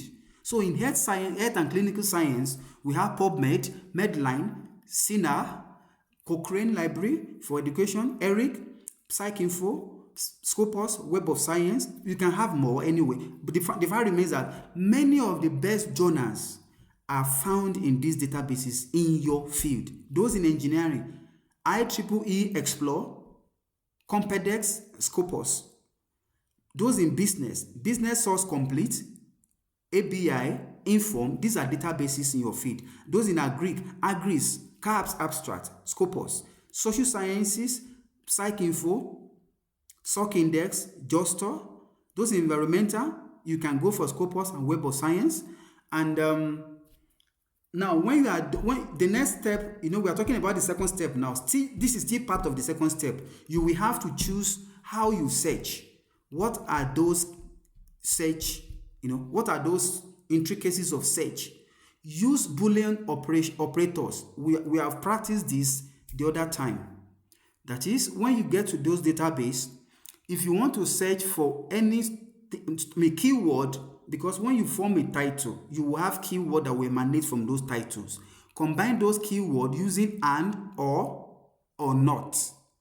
If you're searching for an information and you don't want, for example, if your study is about adults or adolescents, now you can put something such as not adult as part of your keyword that you are combining. Remember, the and, or not, they come in between 2 or 3 or more keywords. So if there's anyone you don't want, put not and all that. So then we have here we have for those who are in medical sciences, use medical subject headlines. That's MES. Use them. There are some terms that are registered, such as cardiovascular, such as, just mention them. There are a number of them. Some words, we all did English in our basic science, and so in our basic school, we know what registered words are. They hold for in medical science. They also hold across different fields. So synonyms and related terms. Like I said, even during this course, we found out that some people have issues with searching. The reason they have issue with searching is because they are only searching. In fact, some people will they will copy their title as it is in their thesis, in their article. They will put it in a database. It doesn't work like that. You may end up not getting the information you need. I give you an example. All over the world, as in major regions, as in the higher regions of the world that you can think about, a teacher is a teacher. So ordinarily, if you want to make reference to a teacher, you say teacher. But when you come to South Africa, they call teacher educators. That is their registered word in South Africa. They call teachers educators, not teachers. Of course, there's a difference between the two. There are two different things, but they still mean the same thing. A teacher teaches the subject matter. An educator is concerned about the all-round development of your life as a student. So now, when you want to search for something on the internet and you put educator, you are likely to have lesser amount of information. But if you change it to teachers, you are likely to have much more information, because that is what the whole world resonates with. So the same thing goes for everybody. When you search a keyword and you are not getting the information you need, go again and use a synonym, something related to that. We have mentioned to that in this class. And let's look at date restriction. Date restriction means from so year to so year. Let's quickly do a little bit of practical here. Let me go to Google Scholar as an example. Let me see if I can search for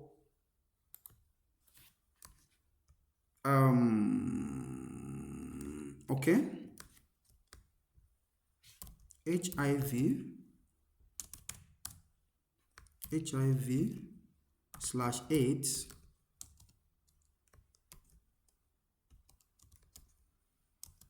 and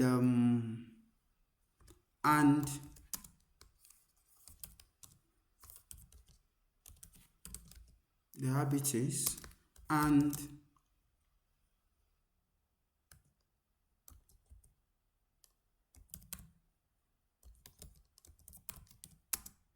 cardiovascular. Let's search. All right, now this is what we have.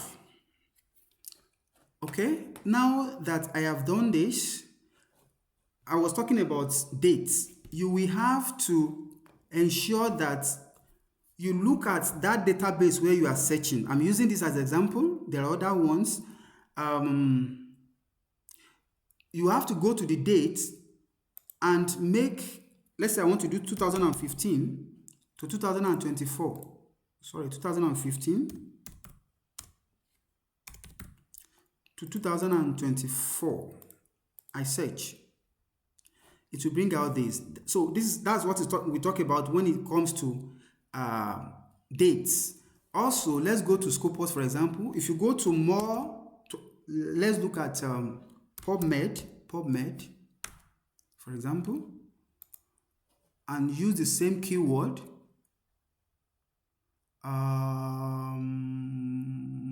What is it now? Just a moment. Okay. So let's use the same keyword in PubMed. I'm switching to PubMed now. And I put it this way. I search. Now you can see that this, if I use Google Scholar, it doesn't mean I will not have results. But now that what I am doing has to do with health, I know that PubMed is one of my best. So what do I do? Now that I'm here, I can filter. You can see this information was cropped from 1989 to 2025. But I only need 2015 to 2025. So I will move this slider. I switch to this place now just for me to be sure, for you to see that the way I initially have 770 something results, but because I have reduced the year now from 2015 to 2025, I have 480 something.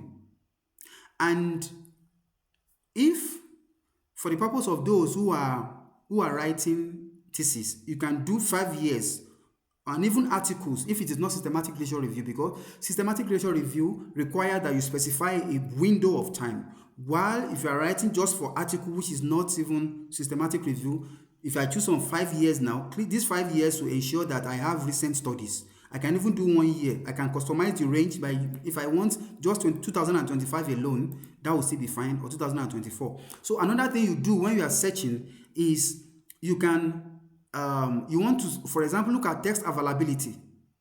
Or another thing that text availability simply means that am I interested in studies that have the abstract alone? What I am describing now is applicable to many of the databases that you want to use in your field. So please, it's not about medical science now.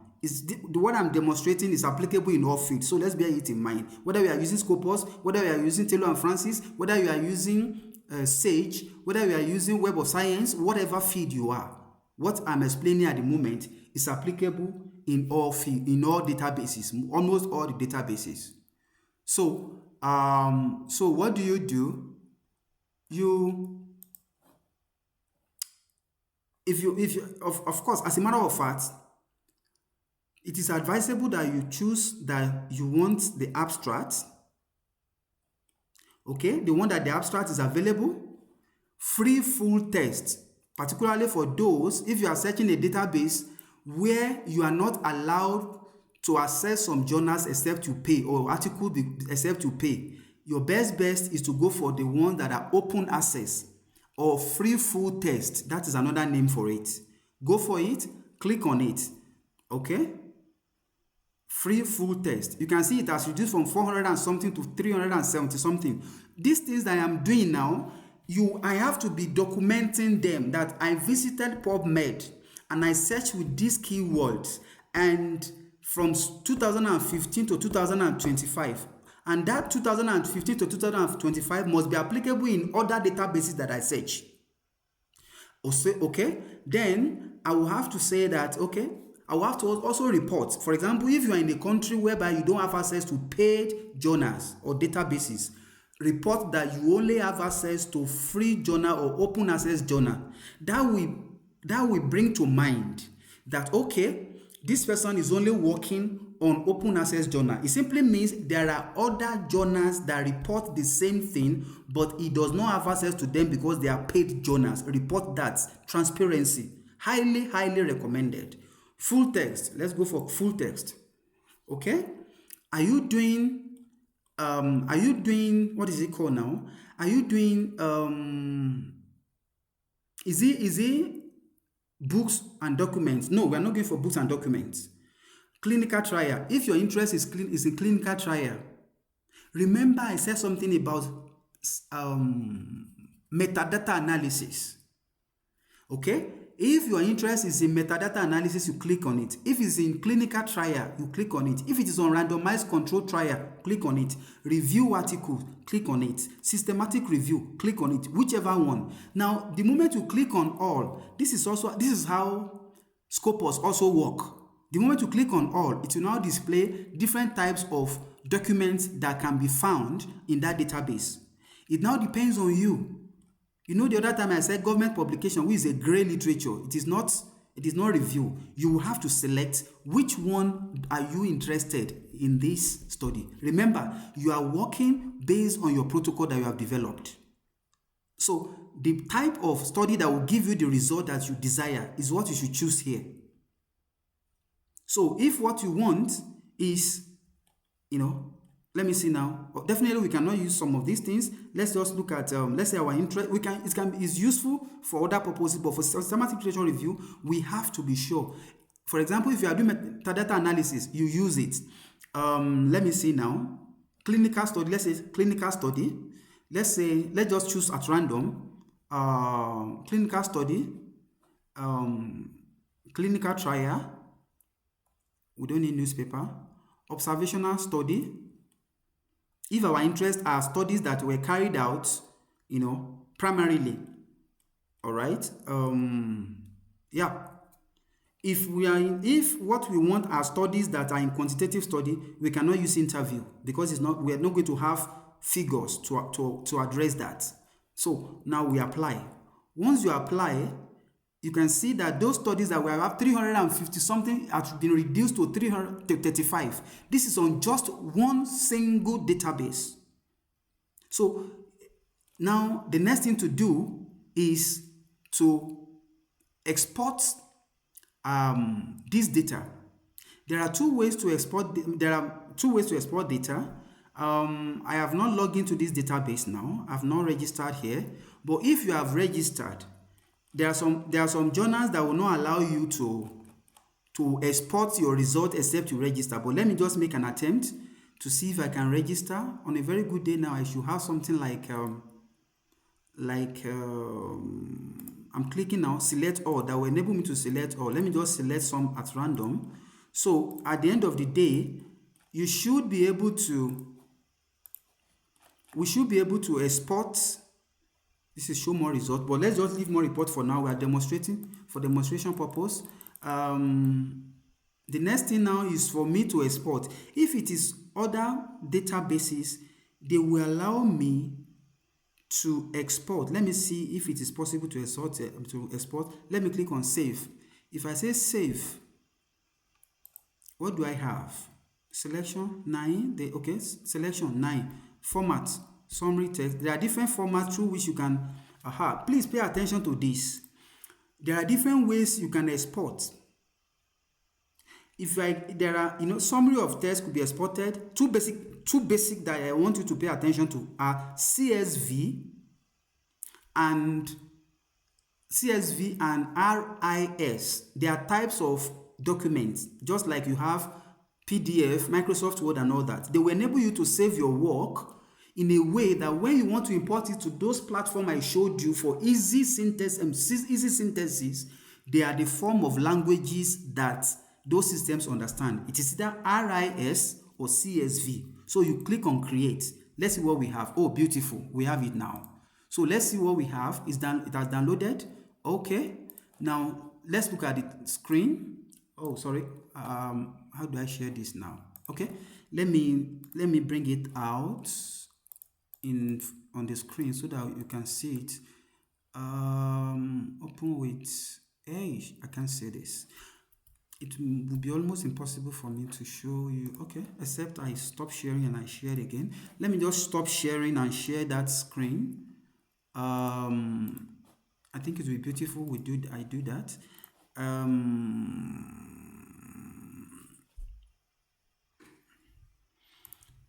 Please, class, can you give me just 1 minute? Just 1 minute, please. I know our time is almost up. This session is a whole lot.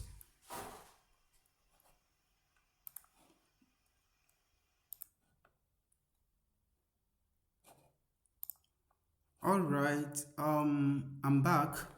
Sorry for the interruption. So I was trying to see, okay, I want to stop sharing this now and share the file we have just downloaded so that we can see how it looks like.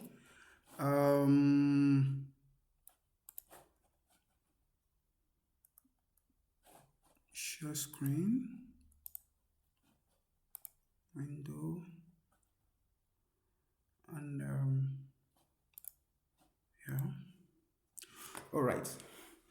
I want to believe that you can see my screen now. Let me unmute everyone.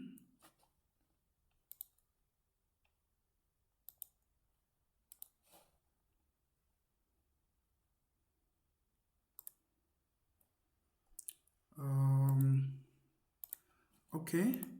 Please, can you see my screen? Yes, sir. All right. Yes. Now you can see the document we just downloaded. You can see. All right, thank you. You can see the document we just downloaded. I want to make it wide for us to see. Then enlarge it. Oh, that's too much.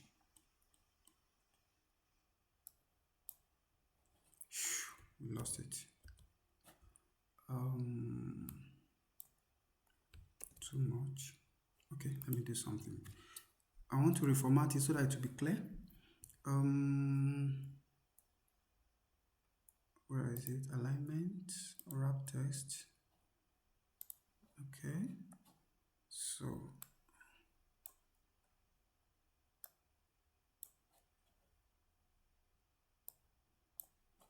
this is the information. I hope my screen is moving. I'm not sure if this screen is moving. Is my screen moving on your side? It's not moving. Not moving. I have done some activities and I expect it to move. It's not moving on my side either. I think it's responding so slow. What's going on? So, what I'm trying to explain is that this document has been downloaded. Okay, let me reshare, please. Just 1 minute. Let me reshare it. I don't know why it's not moving. Please be patient with me tonight. I just want to make sure that we capture something substantial before we call it a day.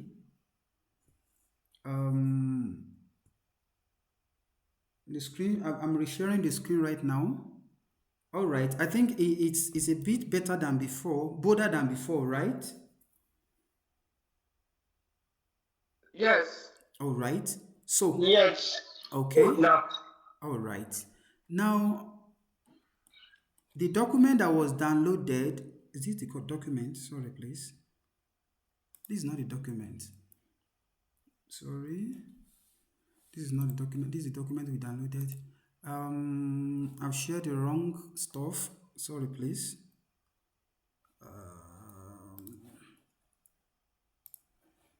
I shared the wrong document.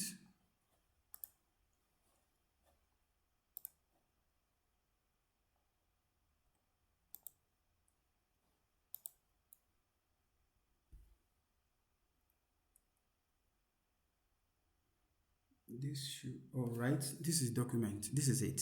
So now what I want to do is to make it bold for us to see, and also reformat it so that we can see what we have just downloaded. Format. The procedure we are using now, this process is applicable in all fields. Regardless of any field, this is the process you will follow if you are to do systematic literature review. That is, we have gone to the database, we have searched for data, and we have exported those data into CSV form of file where we can extract the information we need. A closer look at this document now will show us that we have, this is the ID of the study according to the nomenclature of that particular database. That's the ID that is, PubMed used to identify it. That's PubMed ID. But this is the title of the study. These are the authors. These are the authors. This is the title. This is the what do we call this now? Citation.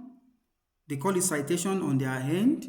What is the full stuff there? Okay, that is where you have the DOI. That's where you have the year. Okay, the page range. All right. Then we have the author's name here. You have whether it's a journal or a book. If all we have was journal, if I'm not mistaken, or something that we can click when we are clicking. The year that it was published is also indicated here, and we have the date it was created. Then we have, this is another ID. This is another ID for maybe another of their database for recognition purpose, and those are the information that were downloaded. Okay, let's go back to the page. If it is Scopus, even on this database also, I still want to okay, there is a place where we were expected to choose if we want the abstracts. Okay, let me share this. So if you want to download, it is always good for us to download with the abstract, because when you want to start screening, the abstract is your best bet. Is what you need.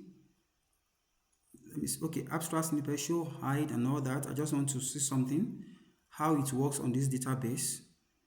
On this database, let me say save. What do I want to save? Let me see now. If I want all results, those 35, I can click all results. It will give me all results. And I saw something here the other time that talked about the abstract, if I'm not mistaken. Okay.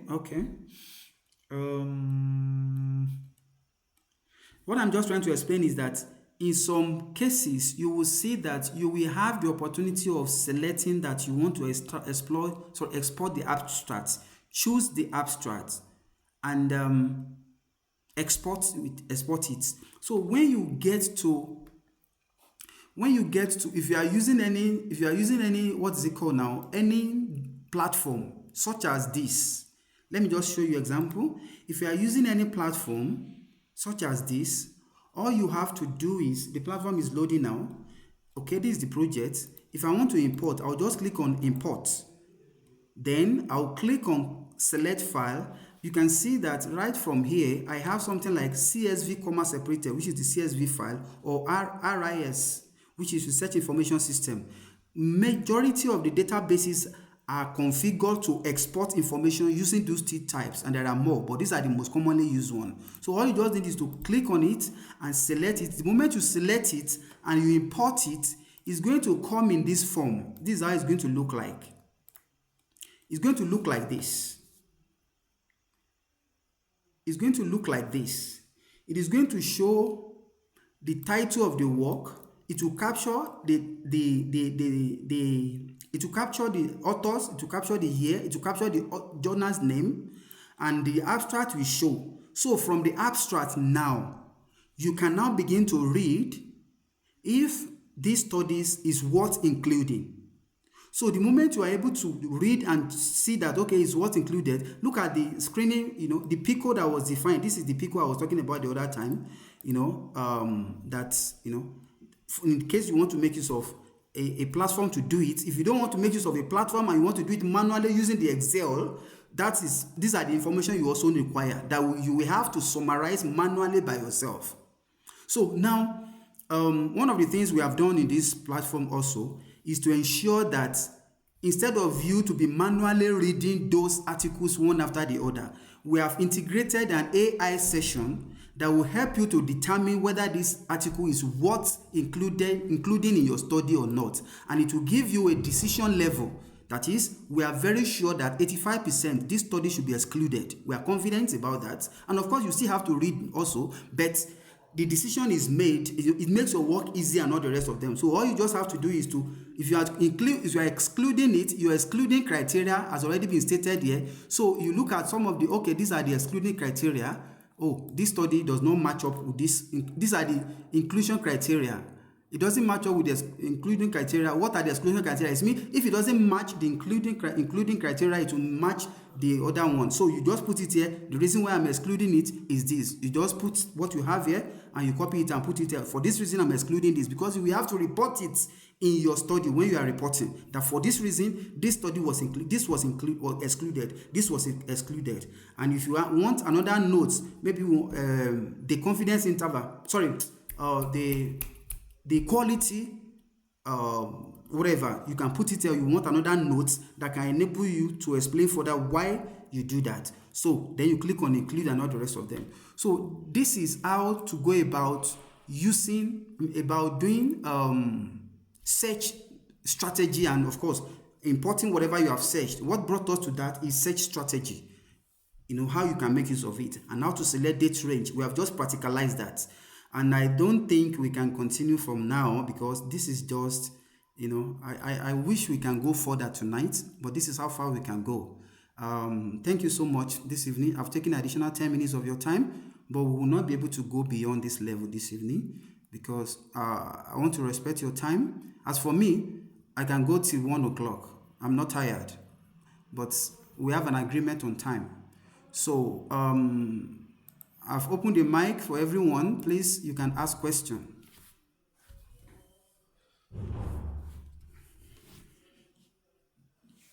Good evening, Doc. Good evening, Ma. Thank you for everything you have been doing since we started. I want to ask you to explain more on PICO capital and PICO small letter. Okay. PICO capital is applicable in a study where you are very sure that you are capturing the population, you are capturing the intervention, meaning it has to be an intervention study, you are capturing the context, and you as well, the comparison, not the context, sorry.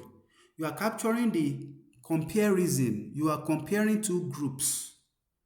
And you also have an outcome in mind that you want to achieve, or that what you are looking at. Do you get what I'm saying? Let's go back to the slide for us to have example. Where is the slide now? Okay, this is the slide. Let me go back. Let's look at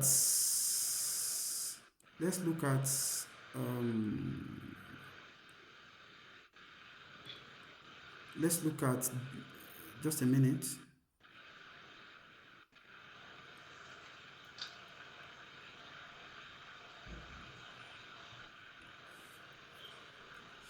PICO capital letter. We saw one.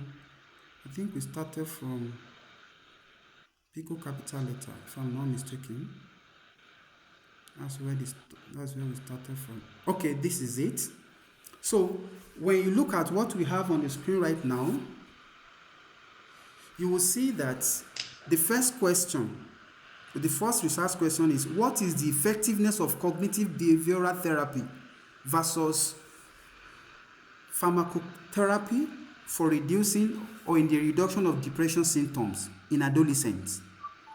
Now you see that the population is clear, which is the adolescents. The intervention is clear, which is the cognitive behavioral therapy. It simply means that there was a therapy that was in place before. So now, then the comparison is the existing or the known form of practice, which is pharmacotherapy. And the outcome we expect is a reduction in depression symptoms. So, as you can see, this study embodies all the acronyms and the components of PICO. But when you go to other studies, as we saw in engineering or information technology, you can see that the CO does not mean comparison and outcome. Rather, it is a context. So in the one with small letter, you are looking at context. The one with capital letter, you are looking at comparison and outcome. Okay. Yeah. Okay. Thank you, Doc. You're welcome. Any other question? Yes, I have a question. All right. Good evening. Let's start. Please, let's follow our normal order. I have Dr. Benjamin Abomirigo raising his hand. If there's any other person, please let's raise hand so that we can be orderly. Thank you so much. Thank you, Doc. Thank you very much, Doc. You're welcome. God bless you. Amen. But the understanding of systematic literature review, I've noticed that one way or the other I've backfired, because I included one chapter, first chapter on my thesis, which is systematic literature review. I was looking at the trend of innovative financing, the types, and then the component and its effectiveness before I now zoom into the individual ones. But now that it is clear that one person cannot do systematic literature review, so I'm now confused. I don't know how I handle that aspect. Thank you. Thank you. You cannot do systematic review in your thesis. What you will do is normal literature, traditional review. Systematic review must follow all these things we are talking about. Otherwise, it is not systematic. So you can just change the word systematic and say, you can say a review of literature. Do you get what I'm saying? Just change that systematic to a review of literature. Then your reader should agree with you, and your examiner and your supervisor should agree with you. Sorry. So may I come again? Go ahead. Yes, thank you very much. I have followed the protocols of systematic literature review. What you have explained, I followed all and did all the search, the extractions, analysis, then I did thematic analysis. And it is having a full chapter, which is chapter 1, so that I'll be able to understand the trend, the components, and all the necessary things before and now go to the individual innovative financing mechanisms. Okay. And now that I'm the only one who have done the systematic literature review, that's where my challenge is. All right, this is it. Thank you so much. This is it. If you have followed the protocol of systematic literature review, leave it at that. Why do I say that? You are not submitting to a journal.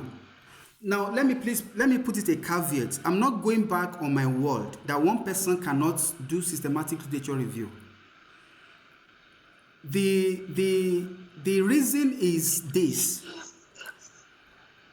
If you want to do systematic literature review, even publish it as a paper, and you want to do it alone, you will do a level. Let me open something for you to see. I just want you to see something. Because one of the requirements, let me share my screen for you to see. One of the requirements, can you see my screen? Can you see PRISMA? Yes, please. All right, I click on it. Let's go. One of the requirements is that, let me use PDF, let me open the PDF format. One of the requirements is, I want to open the PDF, is that there must be another person that is involved. I'm just trying to open this. Where are you? Where are you? Where are you?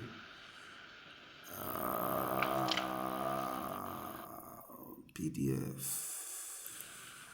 I don't want to do this one. Please, just a moment.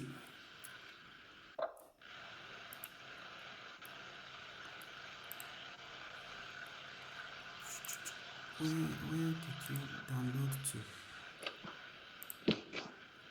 I just downloaded something now and I'm looking for it. Just a moment. All right, I found it. In the context of your study at the level of postgraduate studies, if you have followed that process, you are good to go. But if an examiner is well informed about systematic literature review, he will raise this question that I'm raising now.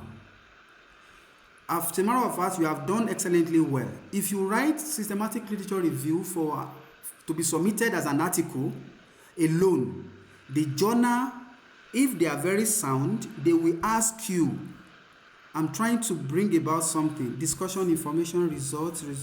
Okay, sorry, let me share this screen, I'm sorry. They will ask you, in fact, you will need to do a lot of explanation to convince them to publish the article. Okay. Look, this is what I have on the screen is the checklist for systematic literature review, PRISMA type. And if you look at it, you will see that. All right, look at this. Look at number 8. Let me enlarge it for you to see. Can you see number 8 from your end? Yes, please, stop. All right, now let me read. It says, specify the method used to decide whether a study met the inclusion criteria of the review, including how many reviewers screen each record. Each record means each article.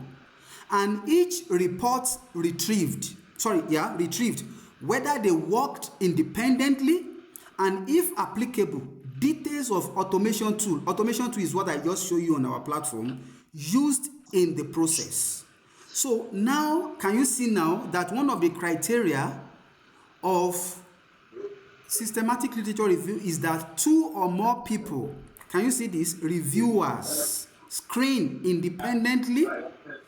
Do you get what I'm saying now? So if it comes at the level of your PhD, you are still fine. You can, your supervisor, please, somebody should mute him or herself. We cannot mute everybody at this level. Who is this person? So what are we trying to say is that if it is at your thesis level and you are so confident that you follow all the process, leave it. You have done an excellent job. You should be applauded for it. But in case an examiner raises an issue, explain this to your supervisor and let it be a conversation between the two of you. And as a matter of fact, if an examiner raises an issue, you can say the important thing is that there's no need to lie. But in order for you to make up with that, go and meet your supervisor and explain to your supervisor, this is how I did, this is what I did, this is what I did. Now is aware, is more or less a second person that is, that have an eye on it. I think that is the way to actually navigate that. But if you are doing it for a journal, please don't do it alone, because you will have a lot of questions to answer. Thank you. Thank you very much, Doc. You're welcome. Dr. Adurape, no few.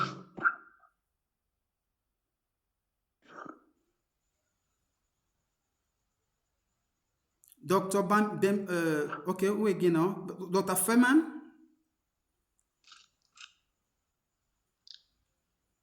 We are not hearing any one of them. Thank you, Doc.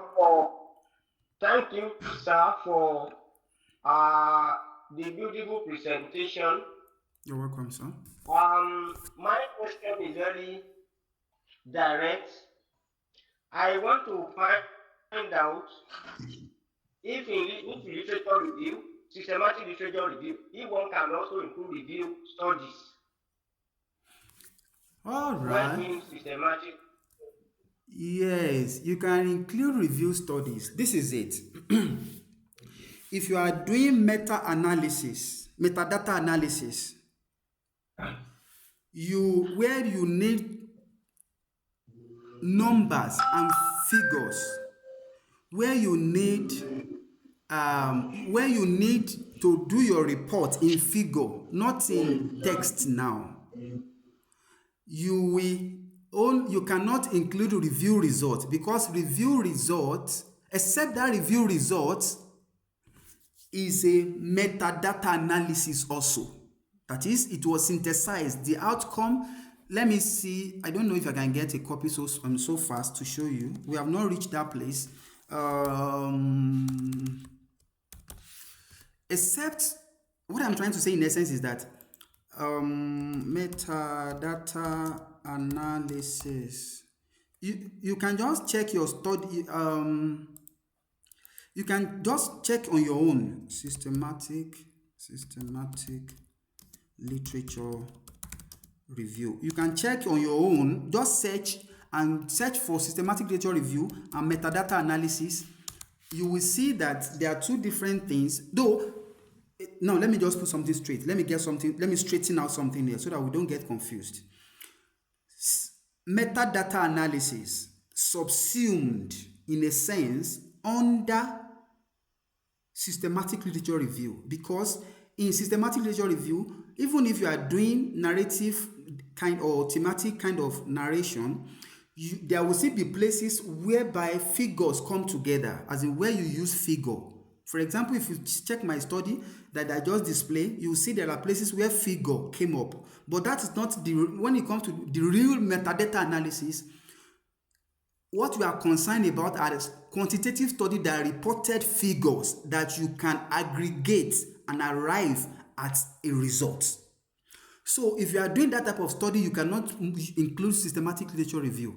But if you are doing a study that you want to include all forms of studies, qualitative, quantitative review, then you will have to indicate that is what you are doing. You are not doing metadata. So if you are doing pure systematic literature review, you can include systematic review, you can include quantitative, qualitative, you can even include theoretical, include conceptual papers. But you will have to make sure that some of the tools that need to be used to measure their quality and qualify them, they meet those criteria before you can include them, and they also speak to the focus of your work. To answer your question straight away, the type of synthesis you want to do, whether systematic review or metadata analysis, is what will determine whether you can include, whether you can include a review study. That is just the basic question here. There are tools that you can also use to ascertain the quality of systematic literature review. We're going to look at that. I just wish we have enough time to conclude this class, because there are a lot to be unpacked. So that is just that about that. We never planned systematic review, but it just came all of a sudden. But I think we have to do justice to it. So I hope that I answer your question to some extent. Thank you very much, sir. You're welcome, sir.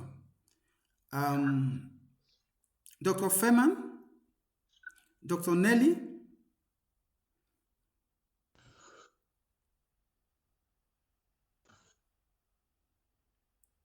We are not hearing you. We are not hearing Dr. Nelly. Dr. Adurakpe, we are not hearing you. Dr. Benjamin, we are not hearing you. Do I assume we are fine? Good evening, doctor. Good evening, ma. Please, can you hear me? I can hear you clearly. Yes, doctor. Okay, thank you for the lecture tonight. You're welcome, ma. Although mine is a plea, my call dropped when it was just past 8, and I tried entering so many times and it failed.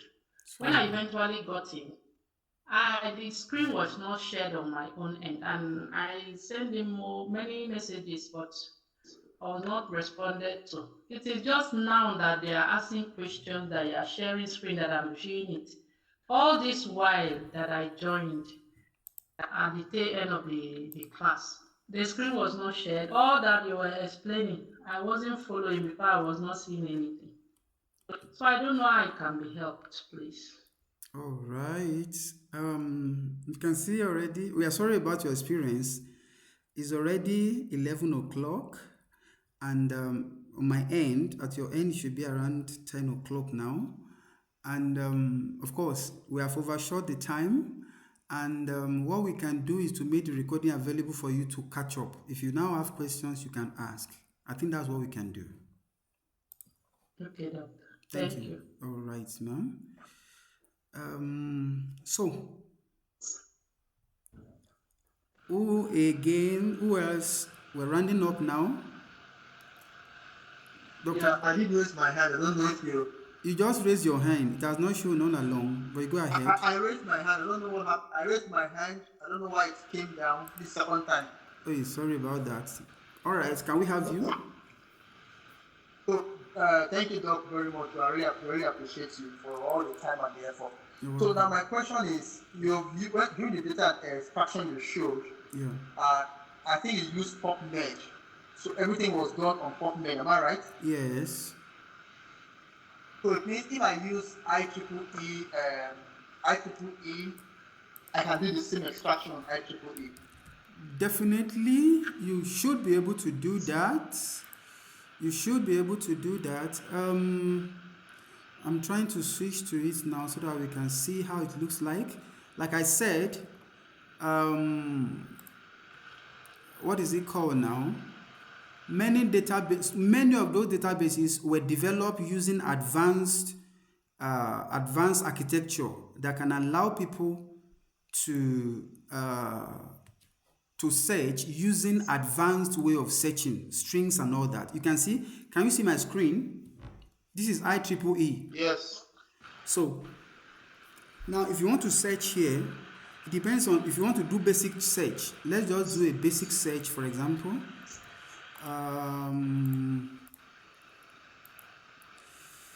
Just a minute.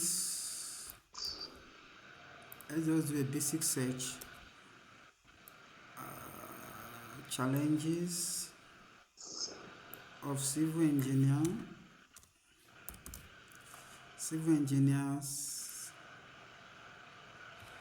in sustainable projects.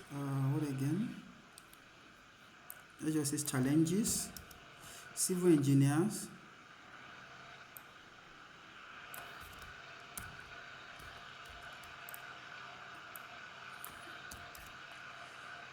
Let's use building projects. Search. We couldn't get anything from here. I'm going to see this electrical. You can use AI and solar system. AI and solar system. Let's search. All right, good. As you can see, we have how many studies? 1,390. So now you can begin to say begin to dovetail. You can begin to screen. You can see open access only. Can you see that? Yeah. Open access only. It has brought it to 86. Do you get it now? So what about year 2015 or 2000? Let's just leave it at 2014. Let's say, or 2000. Yeah, 2000. Apply. You click on apply. That's one of the things you have to do.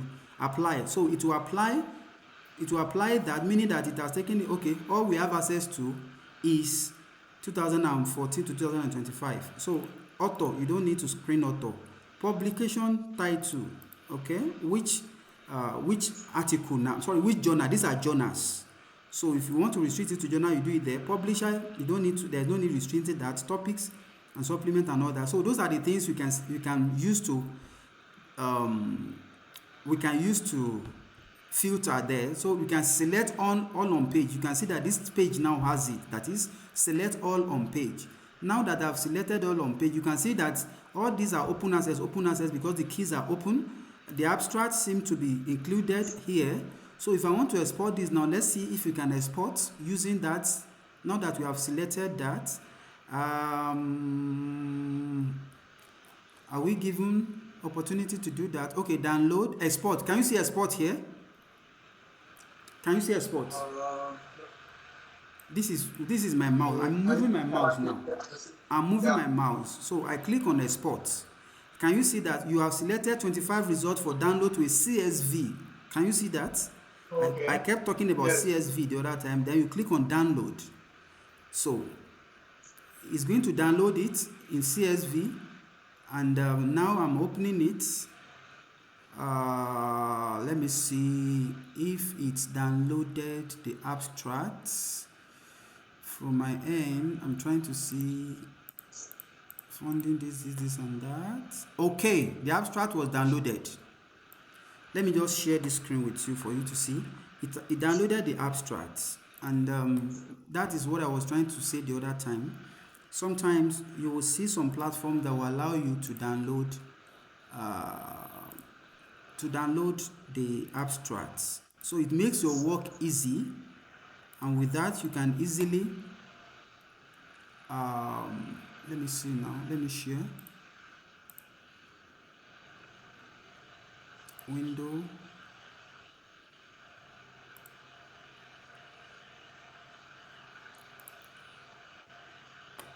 Now, can you see my screen, please? You see this file now. I mean, this screen. This screen is a display of all the information that were downloaded. It started from the document title, which is the title of the article, the authors, then the affiliation of the author, okay, is from IAE, and the date, of publication. Sorry, I can't see your screen. I don't know where I'm using my phone. It is your side. Refresh your system. Refresh your stuff. My screen is clear. I'm seeing it on the other system. Okay. So. All right. Okay. Now you can see that the abstract is downloaded. So now I have access to the abstracts. It makes it easy for me to do the synthesis that I want to do. This is the abstract. If I say, let me wrap it now. Let me do this, wrap text,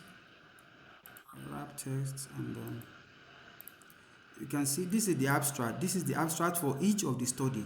It carries almost all the information I need to do systematic literature review up until the DOI. Everything is captured. This is the DOI. So that is that about that. I hope I answer your question.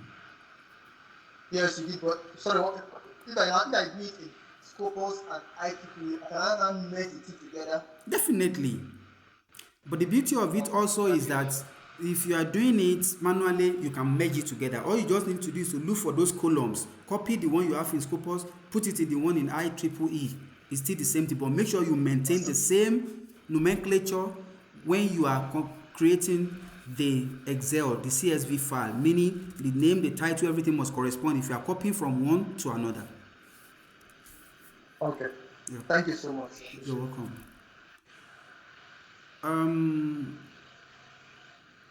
So, who again? I've called on Dr. Nelly, Dr. Fema, Dr. Adurakbe. They were not responding. Maybe they are not there again. Ladies and gentlemen, thank you so much for my Hello, end. Doc. Hello. Hello, Doc. Hello. I'm not yes, sir. I'm sorry to have to come back. I don't remember that the issue of APC free journals. Okay. That I am want to determine where one we want to publish. Okay. It's still pending. It's because not. I can't access that very platform. I don't know how you can help me out. We will look into that. We have given people the opportunity to do that.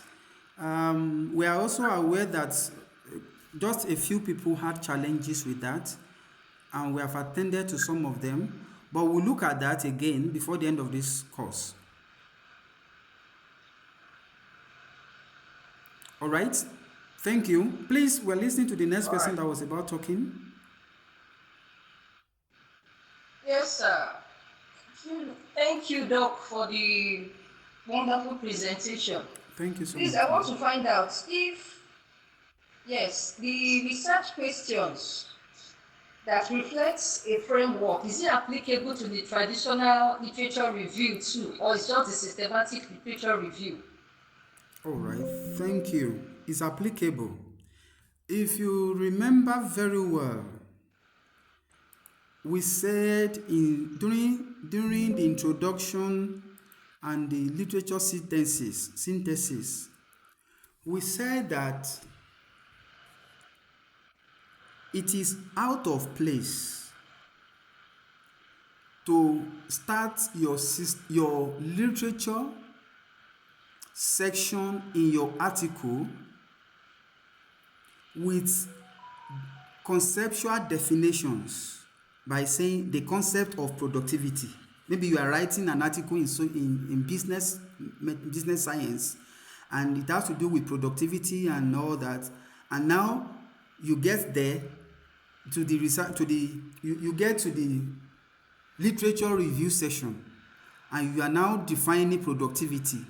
It is not expected. A basic person in that field know what productivity means, the list of the person in that field.